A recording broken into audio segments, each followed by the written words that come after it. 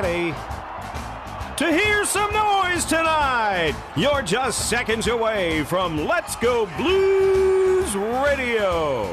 No doubt about it, eh? You're listening to Kurt, Bill, and Jeff on Let's Go Blues Radio, the original St. Louis Blues hockey fan podcast. Take it away, boys. Come on, St. Louis hockey fans, stand up and cheer. The Blues are back strong. This is our year. It's the Blues' turn now. I'll write it and we'll do it live. Yeah, it's the Blues' turn now. With that Al McKinnon slap shot, you know we can't lose. We are St. Louis, the home of the Blues. Come on, St. Louis. Come on, St. Louis. Come on, St. Louis. Let's do that hockey. Come on, St. Louis. All over the hockey universe, the note is the news. Everybody's digging on the St. Louis. Welcome to Season 7, Episode 26 of the original St. Louis Blues Hockey Podcast. It's Let's Go Blues Radio. We're live on Wednesday, December 12th, 2018. This is franchise episode number 159 all time. I'm your host, Kurt Price. My always trusted co-hosts are Bill Day and Jeff Ponder. To interact with us on the show, on social media, follow us on Twitter, at LGB Radio. My Twitter handle is at Kurt Price. Bill's is at Billy Blue Note, and Jeff's is at JPonder94. Also follow us on Instagram, like us on Facebook, and the website is letsgoblues.com. And if we have time later, we'll open up the show to talk some hockey with you guys. Just check Twitter for that info, again, at LGB Radio. Check out the letsgoblues.com shop and consider buying a reasonably priced shirt, mug, or sticker. All proceeds go back into supporting the show. And I wanted to go over real quick our... to say thanks to the listeners, first of all, because how the show has grown over the past 7 years and exponentially over the past, 6 months or so, at least. So we, when I first thought about doing a podcast like 8 years ago, never thought it would get this level of interest and listenership. So we've had, here's some numbers for you, some 83,000 downloads of our podcast over the past 30 days, which covers all of our shows. But the top downloaded show over the past 30 days has over 4,100 listens. So again, thank you very much, guys. That's pretty fantastic.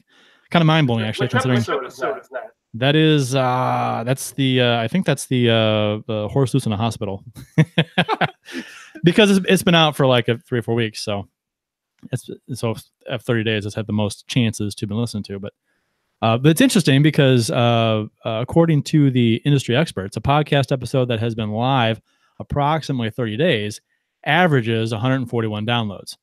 And if you have over 3,400 downloads, you're in the top 10% of podcasts on the web. So I think we're doing well. And again, thanks to like top 3%. Well, it says if you have over 9,000 downloads, you're in the top 5. So we got a ways to go for that. Close. Yeah. By the way, I am echoing a little. Oh. You fixed it. It's gone. I did? Magic. I didn't do a damn thing. I didn't do a Well, you damn did something. thing. You did something. I You know what? We mentioned on the show before. I remember we had a little talk about it during our 100th episode. Was it last season, 2 years ago, whenever that was? When we wore thongs. yeah. Speedos. Speedos. Yeah, whatever. I don't remember it. That was a long time ago. But Your thong was yeah. on too. You don't recall what was going on. It's true. Relieving his feelings from that show. True. All right, fine. I wear a thong every episode. Is it that big of a deal? So no, we talked about it then, and yeah, we've always said, we started this podcast because there's just no Blues coverage in St. Louis. That was we started it the year Ken Hitchcock was hired. So we were kind of, the team started picking up then, and it was nice kind of, giving a little bit more coverage to our favorite hockey team. And it, as you said, lately it's been booming. And I think a big part of that was the summer the Blues had. But then we've seen this team crumble in that time, you know, and I've even said to you, Kurt, I'm expecting these numbers to go down because who wants to listen to people talk about the Blues at this point? They're disappointing. There's no good coming from this team, but you know, at the same time, we're still getting the downloads. So you guys are loyal listeners, and we want to thank you all for that, especially you ones watching live now. It looks like we are already getting a request for our 200th episode to actually wear thongs. So that'll be an interesting one. Yeah. You want to tune in for episode 200. We got ways to go. We got 41 to go. So Let's just start doing one every day, just so we can get there quicker. we'll get warm up. We'll throw in a surprise episode, a thong, we'll have the next episode's on a Thursday. It's gonna be a thong Thursday. Thong Thursday. I like it. 41 episodes to get into thong shape. Right. So probably like a calendar year from now, maybe a little more. Maybe post All-Star game next season, something like that. That's a rough time of year to be in thong shape, though. It is really. It is. There's a lot of eggnog being consumed. Yeah. Also, isn't it weird that the numbers went up during the summer when you guys weren't on? Do you read anything into that? Well, the industry experts also said that the for whatever reason, people tune in to listen to crazy hosts. So that's that. I started talking before I had something funny to say. You should have waited. Give yourself 5 seconds before you start insulting me. I had nothing. No, that's true. We over the summer we usually take the summer off, and Jeff did his summer interview series, which was very well received. Got a lot of listens from that, and probably a lot of new listeners. And that has apparently they've stuck with the show, and that's been good to see. Yeah, and I will say I've already teased this before, but I do have some things in the works for next summer already, and it's looking like it's going to be a long summer for Blues fans. So we should have plenty of opportunities to do what I'm planning. But I think it's a pretty cool idea, and I'm looking forward to it. So if you enjoyed that, I think you're going to enjoy what I got coming up next summer too. What a surprise! Jeff Ponder thinks one of his ideas is a pretty cool idea. It's really the only good ideas this show has. Right? You're not wrong. You're not right either. But you're not wrong. I'm not sure where that puts you, but I mean, it was my idea to bring in a very talented, attractive former goalie, and I mean, look at the response we've gotten from that. I'm at a loss for words. I don't know what to say. Yeah. Look at that guy. He's just I got nothing. No. he's just so cute. Anyhow, the official beers of episode 159. We should give away a beer to one of our listeners as a thank you. Can you do that legally? I don't think you can. Give away a beer? Probably not. Never mind. I don't think so.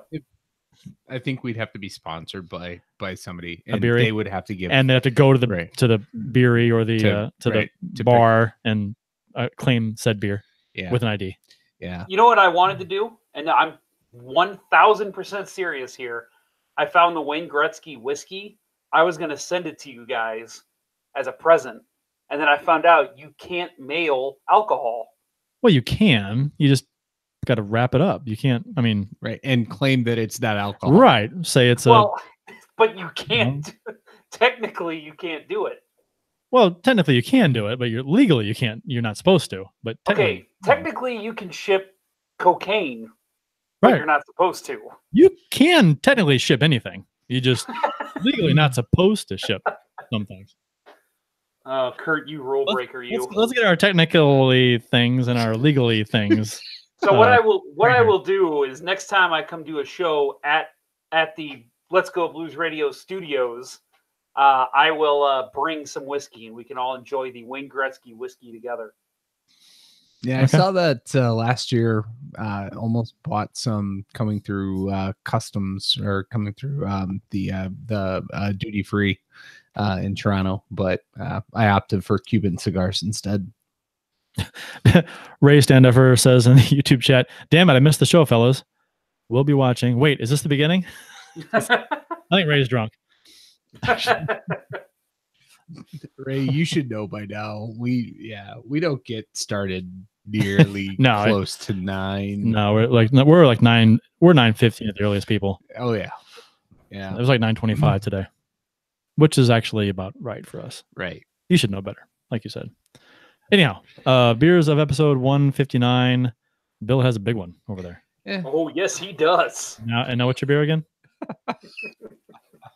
You're so funny. Yeah. You You didn't tell me this was Thong Thursday. Yeah, go ahead. tonight isn't. Okay.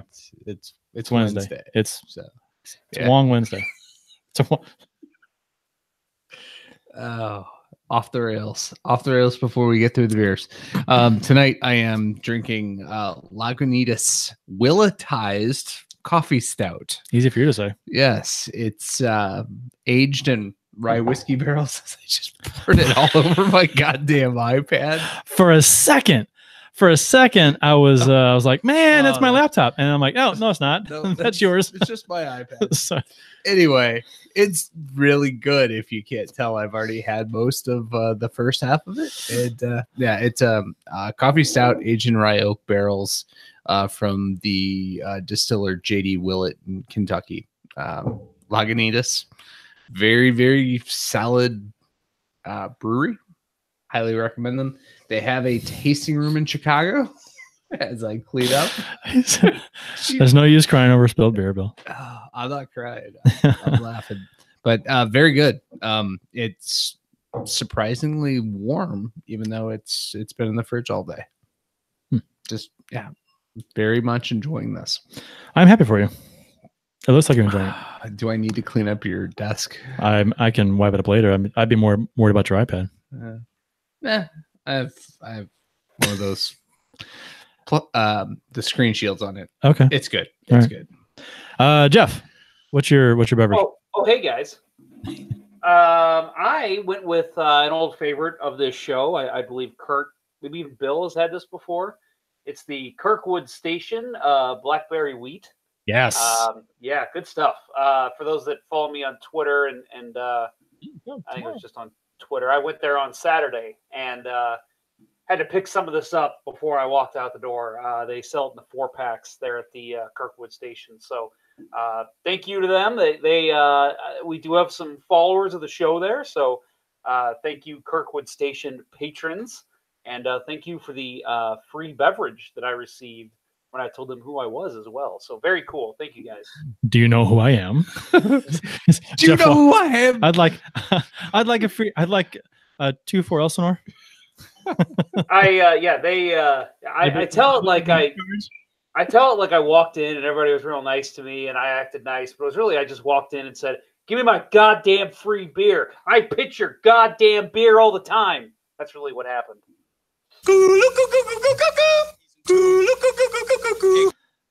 So for you Strange Brew fans, Yes. Take off, hoser. take off, hoser. Yeah. And From what I hear, there will be a few of us tomorrow night at Kirkwood Station. yeah, Kirkwood Station tomorrow night. Charlie Brennan and Bernie Federico are doing a thing from Kirkwood Station. They're recording a session, and they're going to air it later on KMOX. But he's doing a book signing there too. Federico is for his new book, and Ponder and Mr. Day and myself are going to be there tomorrow. So Bill can have a blackberry wheat for the first time if he'd like, and so we're gonna hang out there for a while. Yeah. Be fun. Don't bother showing up if you ain't got tickets because you need tickets, people. So That's true. And apparently we're people who knows people because we got tickets. We got tickets. We've got tickets. Yep. Thank you, Mr. Brennan, for the tickets. Thank you, Mr. Brennan, for the ticket. Yeah, for giving us free tickets. Good man. Good man. Which I think everybody could get, but We're going to act like we're insiders, though. right. Thanks, Charlie. Talking about dope, Charlie. That's an inside joke.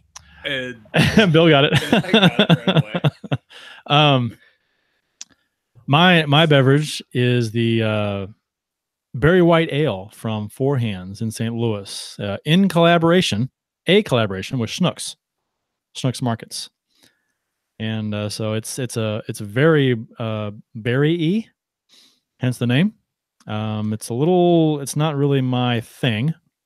It's purpley. It's very purple. It looks like a purple Hooter. If you guys have ever had a purple Hooter mixed drink, Yeah. it looks identical. Yeah. To that, but it's I guess you get used to it after a while, but it's very, I don't know. It's not my thing. I probably wouldn't buy it again. Mad Dog 2020 color. A little bit. Kind of. I'm glad. Let's just say I'm glad it came in a 4-pack and not a 6-pack. Mhm. Yeah. But I wanted to try it. I bought a bunch of 4-hand stuff at Schnucks the other day. I bought the Berry White Ale. I bought a couple of bottles of the Absence of Light. And I bought a 12-pack, 6 cans of chocolate milk stout and 6 cans of chocolate milk stout tiki, which is with coconut. Mhm. And then I bought the 4 hands chocolate milk stout gooey butter cake, which Bill and I are finishing off here tonight. Yeah. And Bill's done with his. I still have mine to go. And the funny thing is that my beer pairs on the side of the can. It says pairings, gooey butter cake, which I just realized before the show started. So that was a serendipitous moment. Anyhow, Mine paired very well with it. I'm sure gooey butter cake pairs well with all kinds of stuff. Yeah. Coffee, a coffee stout usually pairs well with chocolate. That's true. And I was happy to see you had a coffee stout. Oh, chocolate. Yeah, very good. And a Milky Way Mini. What about? Have we covered Jeff's yet? Yeah. Did I His miss is it? Blackberry Wheat. Oh yeah, that's right. Because you said that you hadn't seen it, you hadn't had it, and that's right. we had a whole conversation about it. Yeah, I know. It's been a long day. I can Bill's tell. been hanging with Yori Laterra at the casino this morning. No, Right? I took You're part of that underground Finnish that Coke thing he's got going on. Yeah, no. Whatever happened with that? I mean, nothing. Yeah. I don't know. I don't follow any Finnish reporters or Should really ask- any Philadelphia people. Should have Steph anymore. Driver. Yeah. Whatever happened with that. Yeah. If Yeah, you we know. can do that. I mean, Yes. I would imagine that means that the whole investigation is Finnish. Mm. Hmm. Anyway, today in Blues history, courtesy of the @STL Blues History Twitter account. December 12th, 2018 is today's date, so 1974. Today's date, 1974. Gary Unger set a Blues record by scoring a goal in his 7th consecutive game in the Blues' 4-3 win versus the Detroit Red Wings. Detroit led 2-0 and 3-1 in that game. And then the Blues had a nice third period and came back and won. Boy, those are the days, huh? Those are all the days. Blues It's having a Iron- good third period. Iron Man Gary Unger. Mhm. And someone has his iron statue that we talked about before. Yeah. That is hiding in their basement. Probably. Today's date, 2011. Keith Tkachuk was inducted into the U.S. Hockey Hall of Fame. Have you guys ever been there? The U.S. No, where is it? It's in somewhere in Minnesota. Tiny town. I can't remember the name of it. Tiny Town, Minnesota. I've been told that it's just a crap show. That it's basically looks like a bunker, and you walk in and nobody's there to sell you tickets, and it's just a crapshoot. But I've never been there, so I don't want to talk shit on it. But that's what I hear. It's in Herb Brooks' old basement. Yeah. Mr. Blues Hat says, let's see, Yori Laterra, they decided to blow off the charges. Oh, Blow off the charges. Nicely done. Ha-ha! Zing. That was better than mine. Mr. Blues Hat also says, is there any hockey on this hockey podcast? Well, we just started it. Yeah. But now we're gonna stop it. right. That was too much hockey coverage. Today, I didn't write down the date for this one. At some point in Blues Oh, history. You didn't write down the date of this date in Blues history. Well, I did, it was but 1991. 91? Was it really? Yes. Okay, Yes, good. it was. He was traded for the 3rd round pick that had. No, it was 89. Hold on. No, it was I'm 91. looking. He was Just traded- go ahead and read it. Read it. That the Blues used to acquire Mike Lawler from the Montreal Canadiens. Yes. 1989. Really? Montreal Canadiens acquire Todd Ewan. Blues receive future considerations 91 third round Oh. pick, which was Nathan Lafayette. Bill's going to explain Yeah. why he thought he was 91. So they got the 3rd round pick in 91. That's what it was. Ah. Yeah. Okay. Todd Ewan, member of Todd the Animal. Todd the Animal Right. Ewan, member of the 1993 Montreal Canadiens, the last Canadian team to win the Stanley Cup. That's a long time. 25 years. 25 years. A newspaper clipping from the when he was traded. It says Ewan was quoted as saying, "This is a new beginning for myself," Ewan said. "I just have to go out, work hard, and make the most of it. In Montreal, they've been known to treat their tough guys pretty well. Since I've come here, I've been compared to Chris Nyland by a lot of people. Hopefully, I can make the most of it up there." Hey, he was no Chris Nyland. No. Chris Nyland racked up a lot more penalty minutes and scored a lot more goals than Mr. Ewan. So, I wouldn't even say Ewan's a poor man's Nyland. Ewan was a goon. Yes. Yep. Pretty much. Nyland could play. But he won a Stanley Cup. He did. Just one of many who left here to win a Stanley Cup. Yeah. Have you guys seen the banner on Reddit for St. Louis Blues? Yes, I have. It changes. Fantastic. Yeah. Other former Blues players holding up cups. Yeah, it's all the former Blues. It's I think it's Quenneville, Waite, Mayers, Pronger. There's a couple more. It's fantastic. I have not seen it. Nor have I read it. Hawaii Blues fan. Oh! Yeah, Hawaii Blues fan in YouTube chat. No, that's not who I was talking about. I was giving Bill some credit for that little pun there. I thought you were all excited about Guy. Well, I'm always excited about Guy.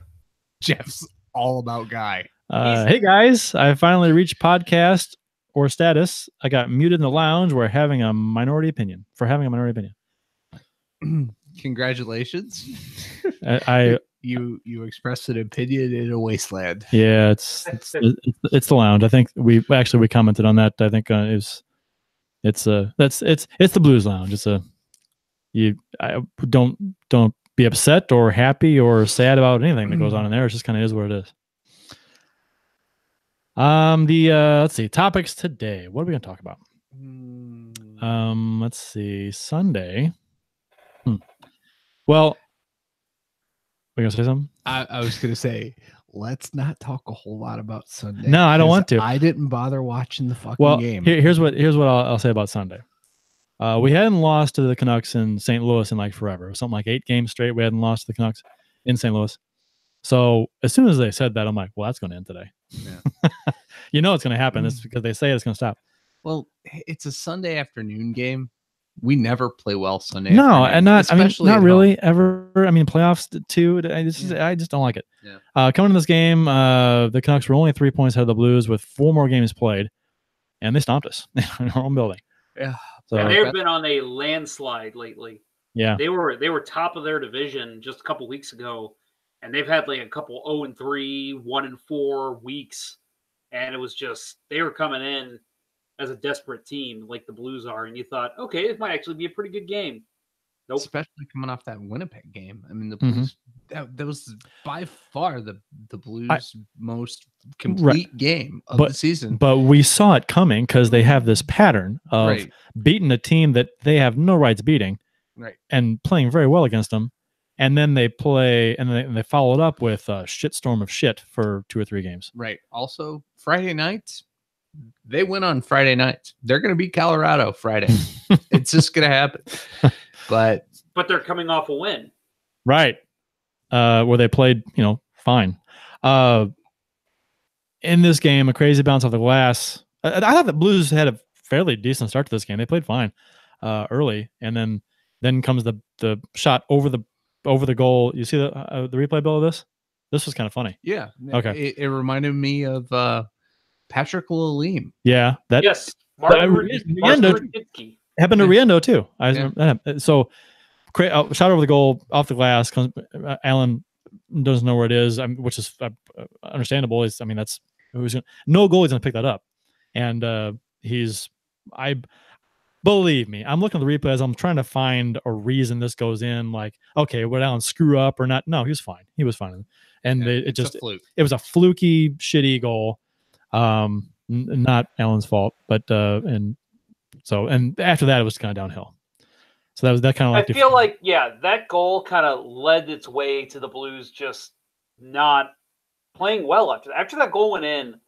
The wind was really taken out of the sails for the Blues. They like you said, Kurt, I thought they came out with some fire, and it was like, okay, they had a good game against Winnipeg. Let's see what they can do against a lesser Vancouver team, a team on the outs, and they look good, but then that goal goes in, and it was just ugly after that. It turned ugly quick. Jake Allen's Mass said in the YouTube chat, Perron was benched. can't bench your second leading scorer. That was third against Vancouver. Yeah, he was scratched for this game. And Perron had a run of penalties, a few of them bad penalties, and that's his MO. It always has been, just taking a bad penalty every now and then, and more often than he should. And I wasn't keeping track of him, but I thought he had done a fairly good job of staying away from the bad penalties this year so far. But recently he had taken quite a few, so that was one of the reasons why he was scratched. But I didn't like it, to be honest. I mean, he is a point producer, and I mean, so I thought that he had started showing a few signs of stagnation. He wasn't moving his feet as much as he had been, but to his credit, the penalties primarily weren't offensive zone penalties, which has been the problem with him. I think, well, the game before he had, was it the game before? Yeah, I think it was. He had that really bad, stupid penalty behind the goal. Was it? It was Winnipeg, behind. right? It was that was offensive zone, wasn't it? I think it was. Or was it I think so.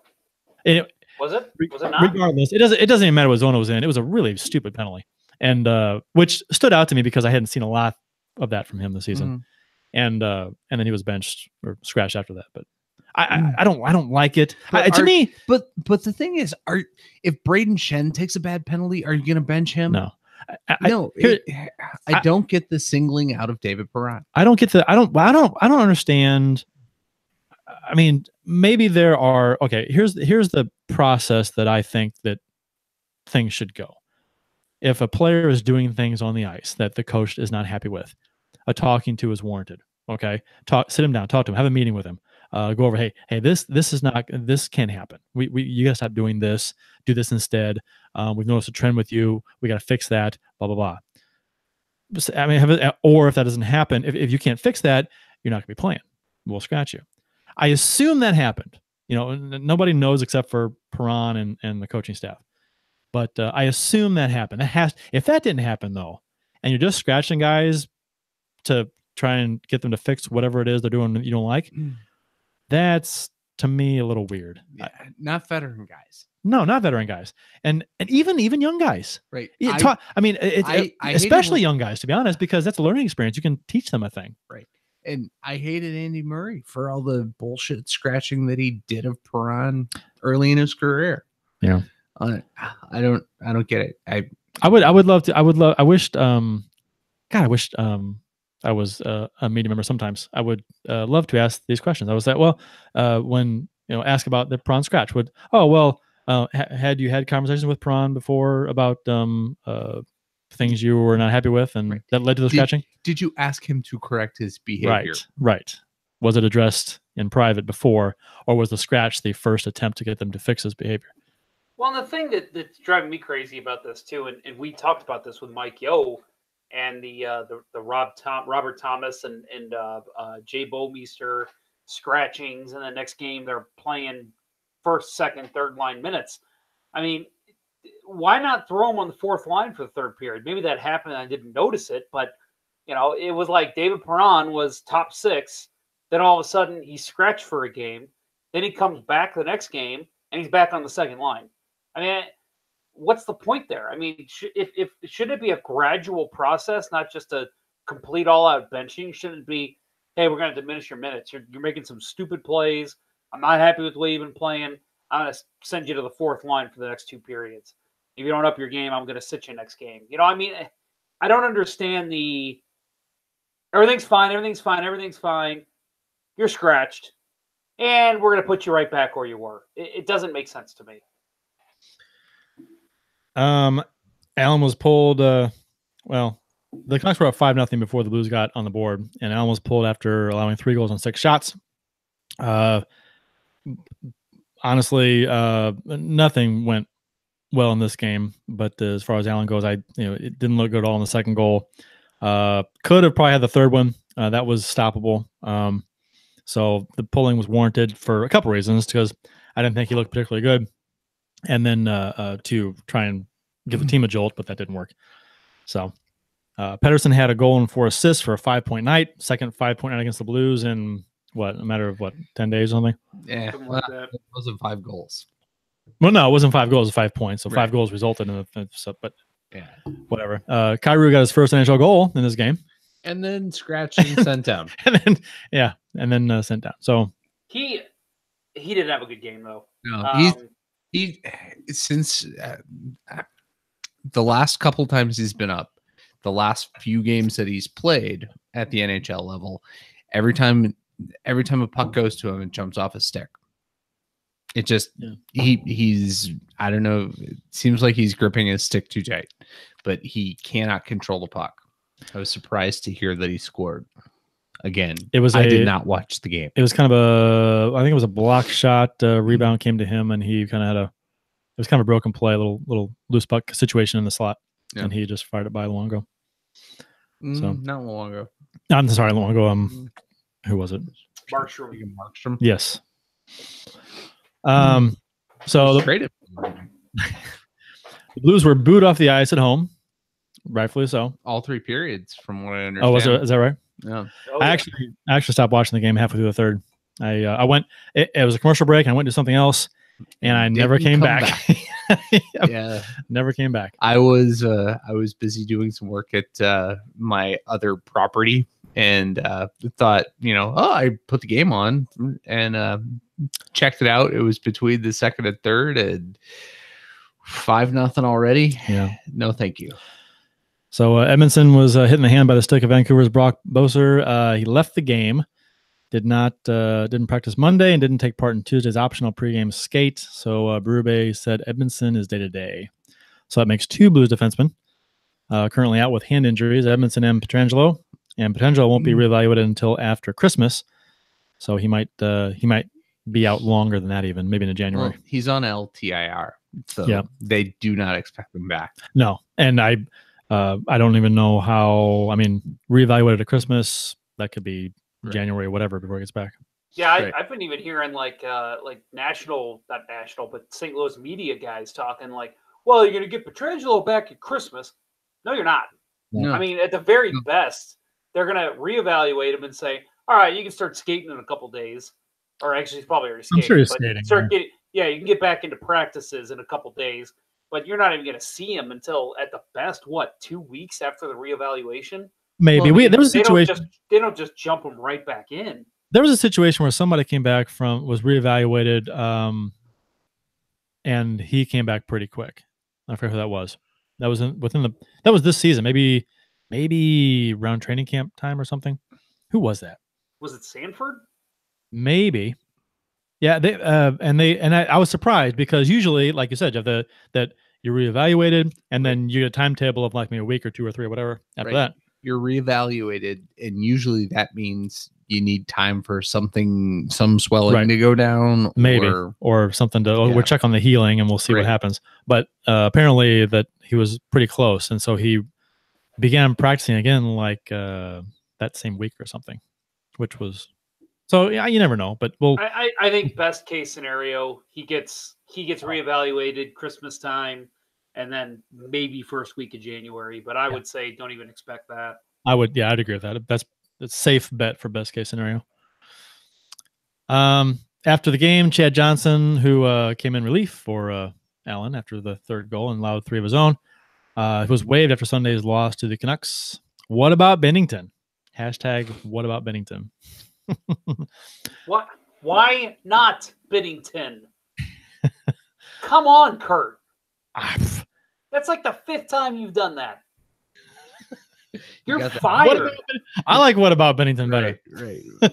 What about Bob? Right. What about Bob? That familiar, comfortable feeling. Why not Bennington? I'm starting my own show. I'm calling it Why Not Bennington. Hashtag.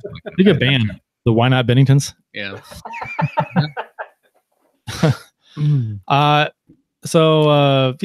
mean, as predicted by many and ignored by some, the Blues goaltending is kind of a mess. So, Johnson was claimed by Anaheim. So, thank God. Yeah, no kidding. His .884 save percentage and .355 goals against average and his $1.75 million cap hit are gone. that may have been the best thing that Ryan Miller has ever done for the St. Louis Blues. So, you know what's funny about that is Carter Hutton was signed, and on this show you can go back to that episode and listen if you want. I went on a rant about how that was a bad signing because Carter Hutton is not a guy that's going to be able to step in as the number one when Jake Allen falters. I was wrong, which I was happy to be wrong. Good for Carter Hutton. But then Chad Johnson was signed, and I said, oh, this guy will be able to step in as the number one. He's done it before. He's great. What a great signing by Doug Armstrong. Boy, was I wrong. So apparently I'm just as good at evaluating goaltending talent as our GM.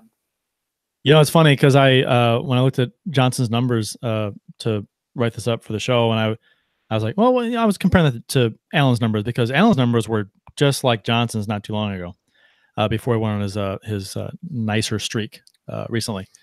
And so I was looking, and I'm like, so okay, Jake's numbers right now are .899 save percentage and a .311 goals against average.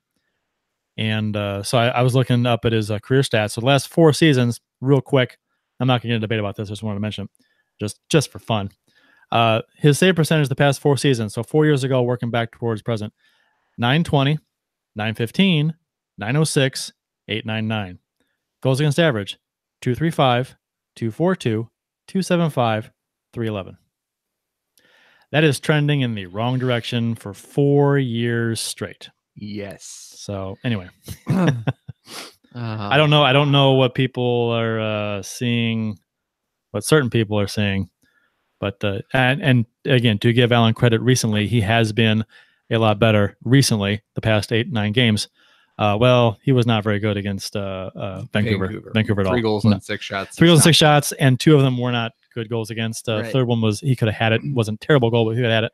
And Well, the problem that I think we see with Jake is that we mentioned the first goal against that just bad, unlucky break goal that broke him. It broke him. It broke the entire team. It shows how fragile he is and the entire team. Sorry, Allen apologists. I'm wanting to speak to everyone on this team, not just Jake Allen. I think we'll get into it, but I think he came back pretty solid the next game. But I mean, that's something that is a huge problem. I mean, how many ugly goals are scored against in the playoffs for every single goalie, even the elite ones? A bad goal is going to break it every now and then. It's going to go in, those dirty get into the area's goals. And, that's concerning when you see a goal just completely break a goaltender's confidence. right. Why can't we get a goal shot off the ref's dick? It does that. Those don't count. It's consistency. It's the inconsistency that is the issue. Right. He'll have stretches like he has had recently, and then he'll have stretches like he did to start the season. Right. It's Remember just, that one time he won us a playoff series? yeah. What, 3 years ago? Yeah, that's his legacy. Yeah. Well, and it's funny too, because I mean, every time he goes on a stretch like this, and maybe not so much anymore for me, but how many times has he gone on a stretch where he just looks like he belongs among the elite NHL goalies, maybe top 10 NHL goalies, like he's been on relatively recently. And so many people still think, and even me to a certain extent, because I'm trying to be an optimist with this team. How often do you say, maybe he found his game, maybe he can keep it together, maybe this is the Jake Allen? But the minute you start thinking that that's the case, and I think Brent Johnson did this to us too, the minute that he starts playing that way and you start believing, you know what? He figured it out. The next game, he has one of the worst games we've seen in a while. That's true. He shoots the puck right into Steve Yzerman's shin guard, right in the net. Yeah. Don't. I'm getting asthmatic. Jeff's getting angry. Yeah. That's true. That's true. Just when you think, okay, how many times? Yeah, and like you said, how many times have we done that?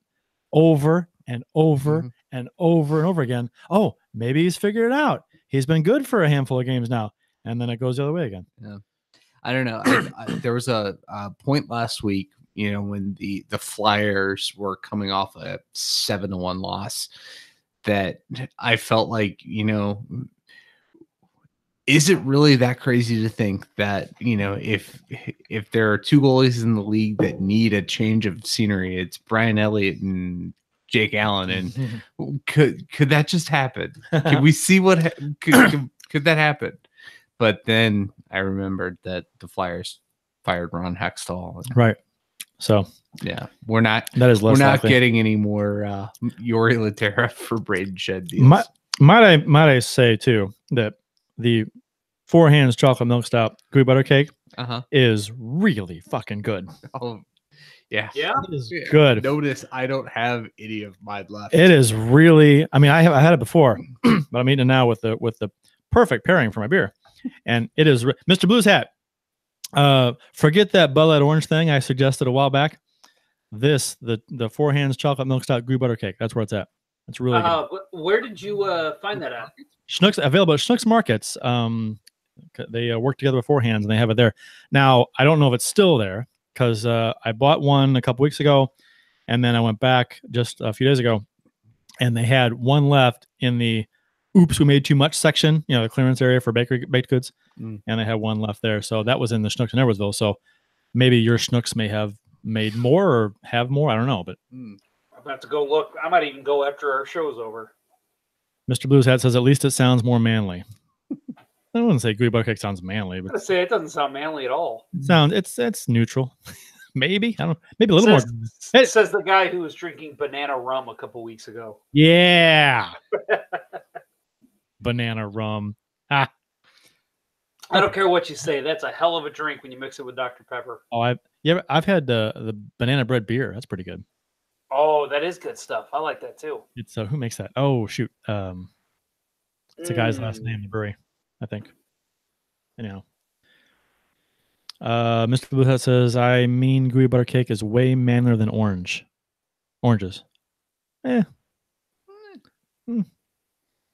It's better than Bud Light. The fact that it's got Bud Light. the fact that it's got chocolate milk stout in it makes it more manly. Okay, I'll give you that. Wells? Was it Wells? Wells, yes. Yeah. Wells. I had it on the show once. It's good. Good stuff. Yep, for sure. Like we talked, Bennington has been called up. He played one game in the NHL in his career in 15-16. He allowed 1 goal on 4 shots in 13 minutes played in relief, which gives him a .750 save percentage and .469 GAA based on literally almost the smallest sample size you'll find for an NHL player. Yes. And if memory serves, that was the Oilers that he got his chance against. Oh God, I don't know. At Edmonton.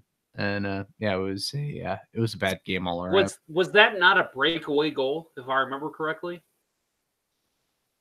I want to say it was a breakaway and he didn't move. He pulled a Jake Allen on it. He got strong, had his weight on the wrong leg. Yeah. Jake. So Bennington's stats in San Antonio have been pretty good. He was 8-4-0 with 13 games played, 29 goals against with a .914 save percentage, and the San Antonio Rampage website doesn't list goals against average for goalie stats. How stupid is that? Do they expect me to do math? I don't want to do math. Fuck that noise. They expect you not to care.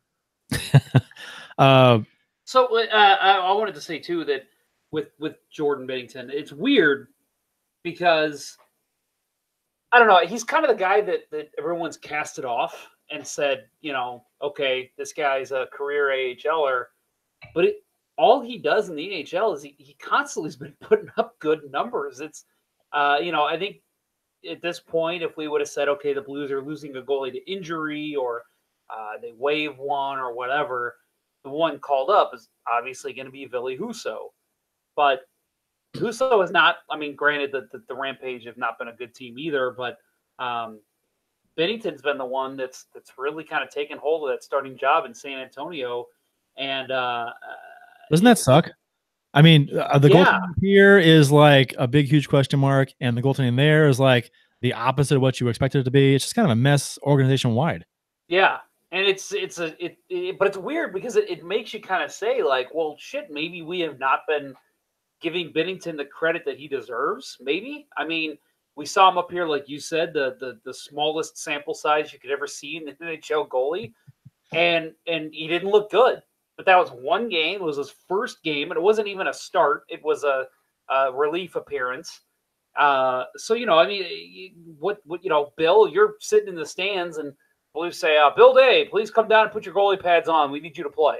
Yeah, I mean, it's going to completely shell shock you, and you're not going to play as well as you possibly could in goal. So I think I'm interested to see him play. Why not Bennington for the next game, if you ask me? Or what about Bennington, as Kurt would say? I'm excited to see him. I want to see him get in the game. I want to see how he does. I want to see his composure. I've never seen anything of him outside of YouTube clips. I haven't watched 8 hours of footage on him, but I know some people probably have. Who are you talking about? I don't know either. But yeah, so I'm excited to see him play, and I'm going to close my remarks here with, why not Bennington? Yeah, anything but what we've seen so far. I mean, the Jake Allen performance against Winnipeg was solid. Mm-hmm. He made several very good saves, but the season to this point he is a professional goalie. He is capable of making those saves. It's kind of what we expect him to do, right? It's what we need him to do. But I don't know. I just think to this point, the Blues goaltending situation has been so poor all season. I'm excited for anything else. Oh, me too. And change is good. Right. Change is good. Right. When you're this shitty of a team, change is good. And I love to see Bennington take the reins here. And I mean, he's not going to get the opportunity game after game. It's not a situation where even if he pitches his shutout, he's going to get back-to-back games. But I want to see him try. Bob Rakowski says the Blues are the island of misfit toys anyway. Why not try him? Why not? Why not? What Bennington. about Bennington? What about Bennington? Something else, and I know we talked about this when the trade happened, but Jake Allen's mask mentions should have kept Copley. Yeah, that trade still boggles my mind that he was one of the few pieces you kept from the Oshie trade, but then the next season you just turn around and trade him back to Washington.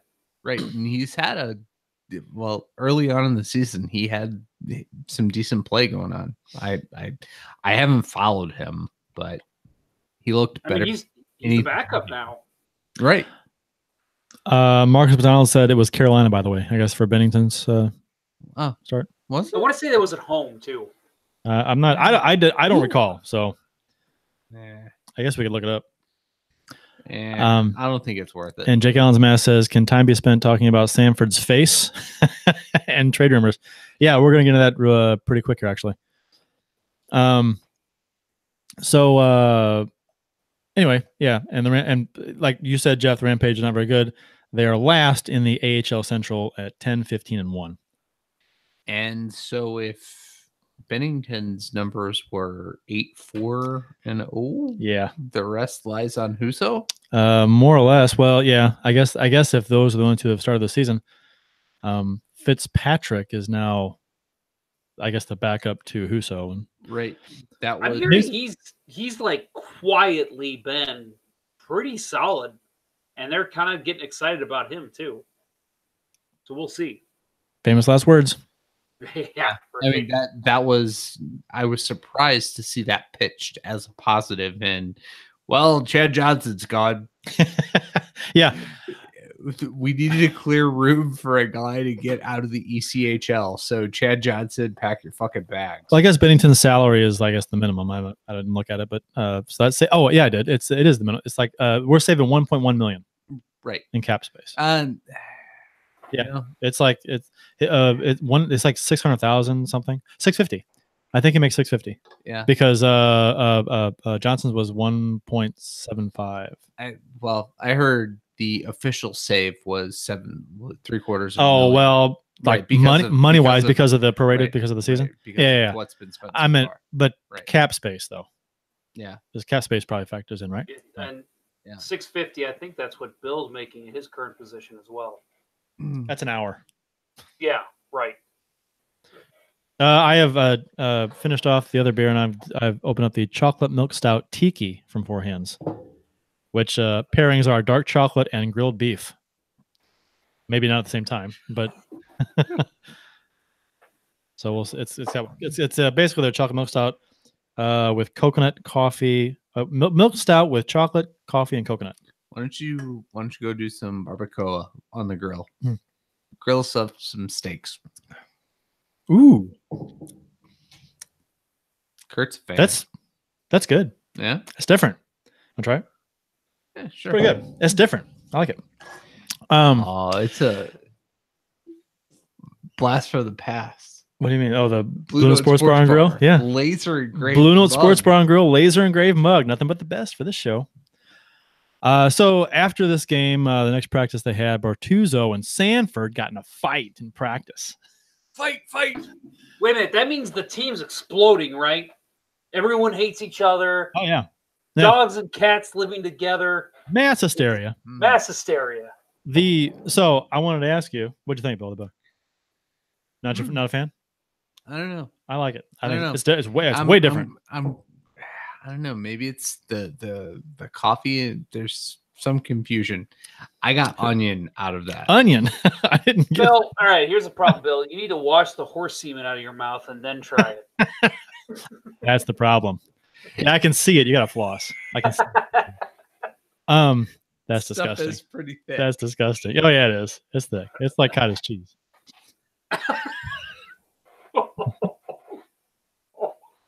Anyway, so Bortuzzo and Sanford. Come on, stay professional. Let's move along. Was this a big deal? Blues Twitter, there are a number of folks that lit into other Blues fans who didn't think this was a big deal. I don't think this is a big deal. I mean, this shit happens. It can actually be a good thing if you look at it from a certain perspective.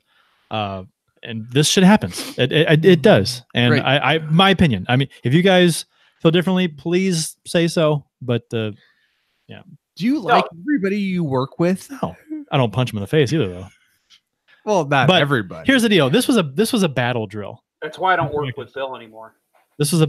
When we do battle drills at work, we don't. I mean, this was a battle drill. There's two guys fighting, battling for the puck, and that's what you're supposed to do. Players are pissed. They're frustrated. They're stressed, and it got out of hand. And rumor has it, because the video that KMOV had, and this is the big deal too, because this was on video. It was video of video. Yeah, it was. That was bizarre. That was funny. But maybe he wanted to get out there right away, and it wasn't. I don't know. But this happens, and you usually hear about it. You don't see it. But this time there was video, so I think it took on kind of a life of its own for a day and a half or whatever. Made the news. You know, if there wasn't video, it wouldn't be much at all. No one would care. right. It was raw emotion. Yeah. On board. An example of what Bill or what Kurt's saying there. David Backes and Vladimir Tarasenko got into it a couple of years ago. Didn't blow up nearly as much as this one did. No, because there wasn't video. No. Yeah. And that's an even bigger thing, because Backes, who can fight, was taking on your number one all-star scoring player. That's like, and a captain. yes, yeah. So that was a much bigger story to me. Your captain trying to put a beat down on your number one scorer a couple years ago. So this to me was, and not to downplay what kind of guy Sanford is, but I like Sanford. But this is not a big deal. People went off about how the team is falling apart, the world is ending, and I'm like, chill out. I think people that say this are like, they have not been a part of a hockey team ever. That's been like, hockey. It's a weird dynamic, and I don't think some people understood it. Okay, let me ask Bill. Let me ask you. Okay. You seriously, how many people do you work closely with at your company? Like would you say you see every day, you talk to every day about your whatever it is you do? I work in a pretty small kind of tight knit group. You know, I would say seven close people. Okay, so 7 close people. All right, and I'm not going to ask you this question because if in case any of them listen, I don't want you to have to give an answer here. Let's say one of those people you don't like. So 1 out of 7 you don't like. There are 20 guys on this team. And I'm not saying they don't like each other. I'm just saying that maybe there was an argument. Maybe there's you get into it with somebody at work, and yeah, obviously you're not going to throw down. You're not going to, I'm not going to punch somebody 3 times in the head. No, but you're also not going to and try to bring it down to where our level is, where we all work. You're also not going to stand up at your desk and just say, "Hey, man, fuck you." I mean, you don't do that. But when you're heated and you're mad, what you do is you walk away, you ignore that person. You can't do that in a hockey rink. You can't do that when you're in practice. So when you have 1 or 2 people that are pissing you off, especially in a battle drill, there's nothing you can do. It's emotion. It's heated. You're pissed off. Your team's not playing well. It's frustration. Yeah. Plus, fighting is a part of the game. I mean, not in practice generally, but you hear the people, teammates will fight in training camp. I mean, that happens every year. Guys battling for a roster spot. I mean, look at Carl Racky and Dean Youngblood. Right, but they weren't on the same team though. They were in training. Oh, that's camp. right. That's right. They were. They were. You're in right. Camp. I stand corrected. That's right. That's a good point. No, and I actually I really liked what Art Lipo said, and it was true from all reports. He said shortly after that video was released, I bet at this point, Robert Bertuzzo and Zach Sanford have already talked things out, and they're probably sharing a beer right now. And he's right. I mean, I say this every week that I've never played at the level these guys have, but I've literally got into it with a teammate on the bench during a game to where a referee stopped play, yelled out to the owner of the rink and said, "What the hell do I do here?" And, you got 2 teammates fighting on the bench because we were pissed off about a play, and I was yelling at him. He was yelling at me, and I took a swing at him. I got pissed. This is when I was 21, 22. But guess what? Fucking later that night, we went out for a beer together, and we laughed about it. Oh my God, what the hell? What idiots we were being. It's part of the game. It's emotion. You think about how much testosterone, how much adrenaline is going through you, even in drill at a practice. I mean, you can't control it, and sometimes your emotions just take over. It's not hatred. It's not bad blood. It's just it's anger. It's frustration. I once yelled at Kurt in the middle of a game, "Shut the fuck up." More than once, I think. I've heard that from a number of people on my team. But it was in the middle of a play, and I was complaining to the referee, wasn't I? No, you were telling me to tone it down. Yeah. which I do often, actually. Which tip, if you are ever engaged in a sporting event with me, calm down. You do not tell me to calm down. Simmer down. You do not try to de-escalate. You let me work through it, whether that involves me slashing somebody, punching somebody. Let me work through it. Otherwise, it's just going to infuriate me, and I'm going to tell you to shut the fuck up. In short, this was not a big deal. It was not. In a sense where people are making out to be. Right. I don't like the fact that a teammate punched another teammate repeatedly in the head. I agree. I don't like that either, but I would rather it be a jersey tugging, not I don't think house rights. I think in an ideal situation, you'd never have a fight in practice. But it's not an ideal situation. Right. It speaks volumes about where this team is. Sure. And like I said, this situation, the fight has a much greater chance of being a positive than a negative, in my mind. I think people can say, look at it and take a step back, the players, and say, damn, this is fucked up. We need to, players are pissed, they're frustrated, and they care. Bortuzzo cares. He's not good enough to not care when he plays. You know what I mean? Right. So he can't afford to be apathetic. He cannot afford to be apathetic and take shifts off. He can't do that. So he gives a shit. Even though he does it all the fucking time, it takes too many the ice penalties. But that's besides the point. Anyway. And obviously it worked for Bortuzzo, because the next game, I mean, he took that anger and he channeled it towards Tim Peel's dick and scored a nice goal. Right. And he really, it really wasn't his fault. The too many men on the ice penalty that he took for the third game in 5. We've got we do the league, I think, and we have like 9 now. And how many times is he involved in that? I don't. I try not to keep track of that. Jumps off the bench way too fucking early. So speaking of the disallowed goal, which is a good segue, because on Tuesday, right, we need to get into the next game. Yeah, well, we'll breeze through this. Blues and Panthers. Blues won this one 4-3. Played better, much better than they did against Vancouver. With the scoreless tie in the first period, the disallowed goal. So I want to talk about this, if you guys don't mind. Go right ahead. Bortuzzo fires the puck in to the zone, hard.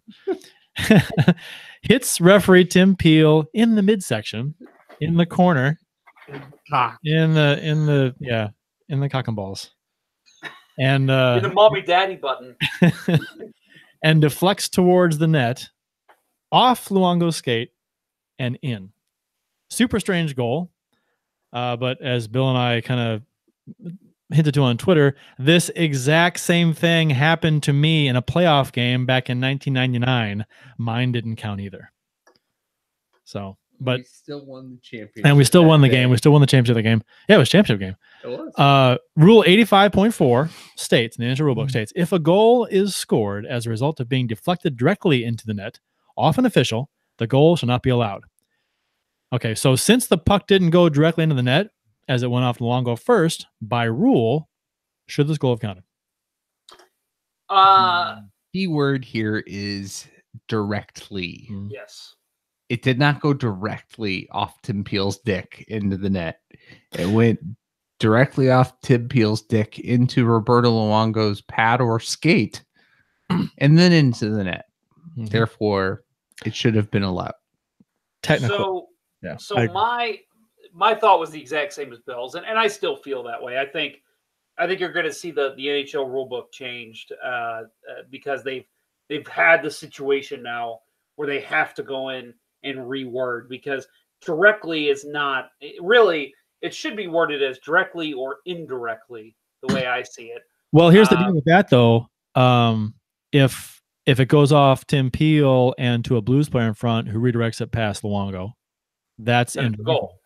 I think you have to establish possession at some point if you're going to reword it. You know what I mean? Well, so I'll say that I have a friend that's a certified USA hockey referee, and he did kind of clarify this a little bit. He's a part of I think a referee group on Facebook, and somebody actually did kind of break it down pretty nicely. I'll read his response word for word here, and this was today, so a little bit of clarity for me on this. He says, quote, "The NHL clarified their interpretation after this was called incorrectly in a previous game this season. The interpretation is that a goal off a referee should be disallowed if it hits only a goalie, but not a skater. Quote unquote, directly here disregards the goalie because it'd be entirely illogical and unfair to penalize a netminder for trying to make a stop on a puck." So at the end of the day, I think this needs to be reworded still. I think that, and he agreed. He said, my friend, he said that this will be probably something they'll review in the off season to reword it so there's no gray area there. But that does actually make sense because you think about it, it goes off Tim Peel, and Roberto Luongo reacts, tries to make the save off it, hits off him, goes in the net. You're going to penalize Roberto Luongo on that. It makes sense that directly includes if it goes off the goalie as well. You know what, but though? At the same time, I'm not a fan of that, and I think the way it's worded in the rule book, I think that should have counted personally. You know what, though? I mean, as far as like not penalizing the goalie or it's not fair to the goalie, if it goes off an official and say it redirects off an official and it goes, the goalie can still, like if there was a Blues player in front, Luongo is still reacting to that puck coming to the net, and a Blues player could tip it by Luongo, and that would count. So, I mean, yeah, because at what point, if that doesn't count, then at what point does a goal count after it hits off an official? Because pucks hit officials all the time, linesmen all the time. And you know what I mean? So if it hits off a linesman and then goes to a defenseman who loses it to a Blues player who passes in front and scores, that counts. So, I mean, I think as far as, what's the time frame there as far as, obviously, if a player gains possession of the puck, that should count as a goal. Right? Bob Rakowski's asking the questions here on YouTube. He says, in every other sport, the officials are part of the field of play. That's correct. It would be interesting to see. It's correct in the NHL, so I'm going to say it as well. It would be interesting to see, and this would obviously be a very crazy scenario, where if, let's say, a quarterback throws the ball, it hits off the referee's head, bounces in the air, and then a player catches it. That's a fair catch, right? That's sure. They're part of the field, just like the NHL refs and linesmen are part of the rink too. That's why if something goes off of them, play continues, except in the case of the puck going in the net, apparently. Yeah, so that's the part. He also asked Bob Rakowski, was that reviewable? No, it's not a reviewable play, unfortunately. But I mean, it's reviewable by the NHL, not by the teams, if that's what you're asking. But it's an unfortunate play because, like I said, I mean, I get the understanding of the NHL. I get, well, the goalie should be allowed to try and make the save, even if it goes off him, it's still directly off the official. I get that, but that's not worded in the rule book. If it's worded in the rule book, I got no problem with them calling that goal off. It's not worded that way. Right. And rule books, and Kurt, I think you were the one that said this on Twitter, they're supposed to be black and white. You're supposed to be able to look at a rule book and say, okay, there's no question what that means. Right. And there is a question there. So when you look at the rule book and you read Rule 85.4, you say, okay, well, that didn't directly go off the official. It hit the ice. It hit the goalie. That should be a goal. And it wasn't. Right. And I the spirit of the rule, I understand. When they wrote it, that's what they had in mind, I'm assuming. So I understand why it was disallowed, because that's probably what the rule, when it was written, was intended to mean. But like we said, that's not what the rule says. The rule says if the puck goes directly in the net, it shall be disallowed. It did not go directly in the net. It went off Luongo. So, I mean, that technically, by the book, that should have been a goal. But, the Blues won the game anyway. It doesn't really matter. But I think for the sake of just being accurate. I will tell you, when I mean, we'll get into this, but when the Panthers made it 3-3, the first thought in my head was, God damn it, the Blues should be up 4-3 right now. You want to know what I took away from that goal? The no goal? The no goal. Okay. That play. Mick Magoo is dead.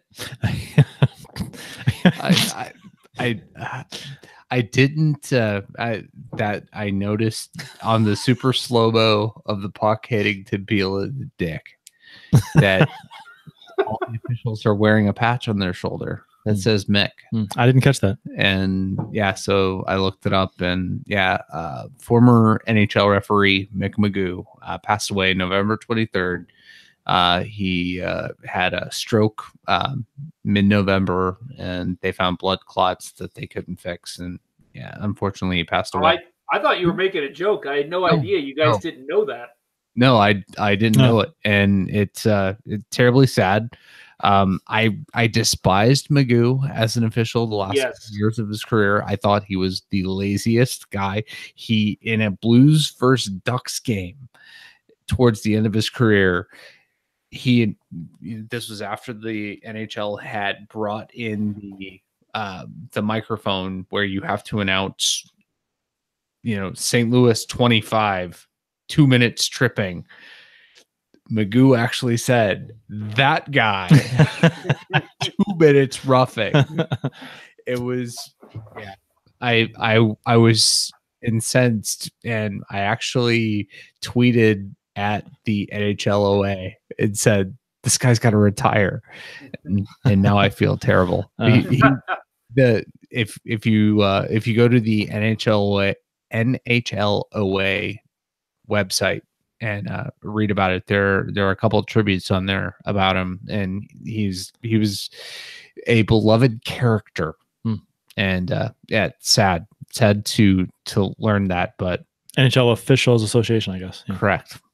Yeah, I mean, I was never a fan of it, Magoo, either. But I mean, I saw an interview the other day with Paul Stewart. He was on, I want to say it was the Predators broadcast, and he kind of talked about how being an NHL official, you're instantly hated the minute you put the stripes on. But obviously you grow a rapport with players, and certain guys respect you. And Paul Stewart was another one I was not a fan of. Kerry Fraser, that's another one. But obviously these guys had connections, and they knew the right people, and they were good at their jobs, at least at one point in their careers. So you got to respect what they do. But yeah, I mean, it was sad to hear about Mick Magoo, but as a Blues fan, he was not one of my favorites. Yeah. Was it him or Kerry Fraser that Brett Hall or somebody spit on? Oh, Is that Kerry Fraser? I want to say that was Kerry Fraser. I could be wrong on that. I think it was. Anyone listening, if you remember that. Yeah. Because after that happened, I think it was Kerry Fraser.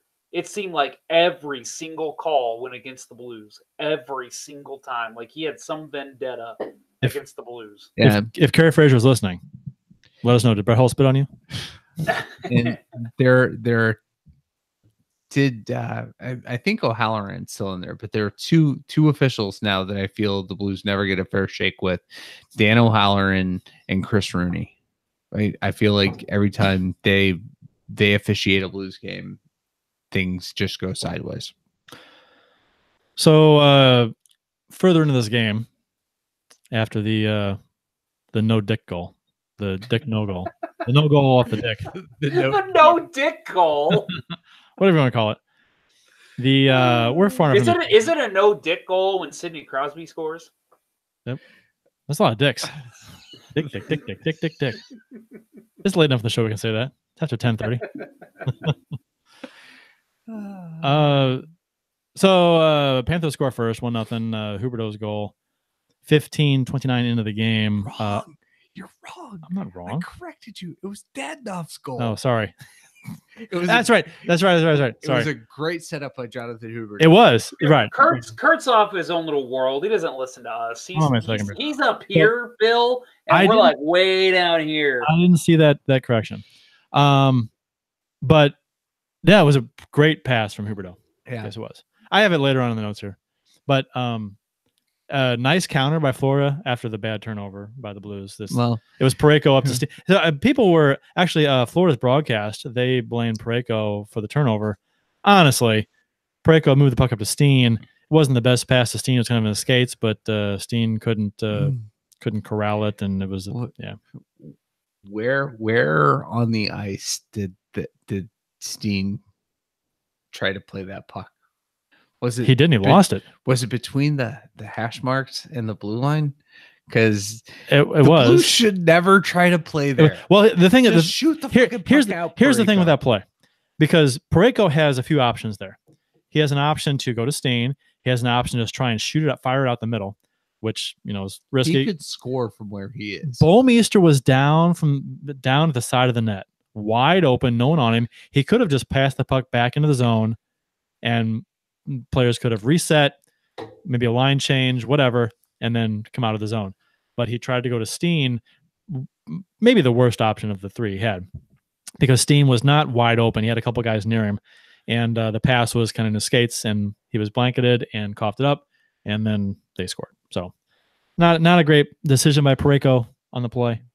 Well, not to cut Parayko any slack here, because it was a bad decision, like you said, but that type of play, it happens a lot where a defenseman will try to fire it up to a forward, thinking okay, this is a good shot here. He'll work it out. He's a skilled guy, and it doesn't work.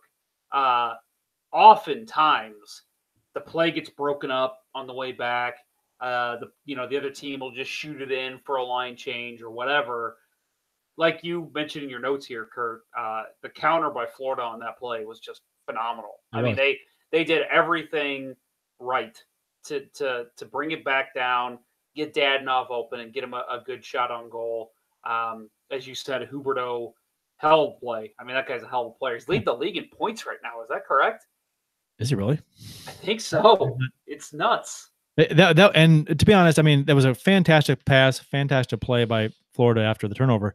I guess you could say Parayko lost his man behind him, but it was a really good play. I mean, it's just apples, oranges. Yeah. And that's not something you ever want to do, is lose your man behind you. No. Right. If you're going to lose a guy, keep him in front of you. Usually gets pretty painful pretty quickly. You're right. So that was the only goal of the first period. No goals in the second. Then the Blues finally broke through in the third and kind of scored, not at will, but they scored 4 goals in the third. So Barbashev, after Florida hits the post, which was, in my mind, I guess the turning point of the game, because if Florida goes up 2-0, obviously Barbashev doesn't score, and Florida probably wins this game. Yeah. So they hit the post.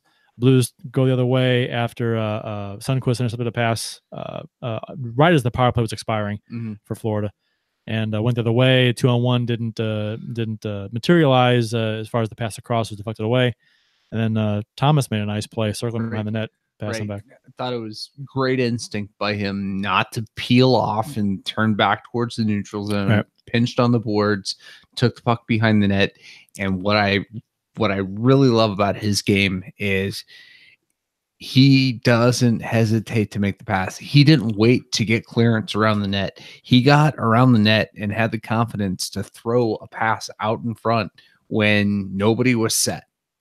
And that's the thing about the Blues play. How many times have you heard me say the Blues are the best in the league at letting the lane shut down? Yeah. He didn't do that. He made an awesome pass through a seam right out in front, and Barbashev had it and scored. Beautiful goal. I was way off on Huberdeau. Tied for 5th in assists. That's what I was thinking. I knew he was up there in something, and so I apologize. Tied for 5th, which is still pretty good for a pretty low-level team right now. Yeah, he had a good game too. I was impressed with him that game. Florida has and Bill, I agree, man.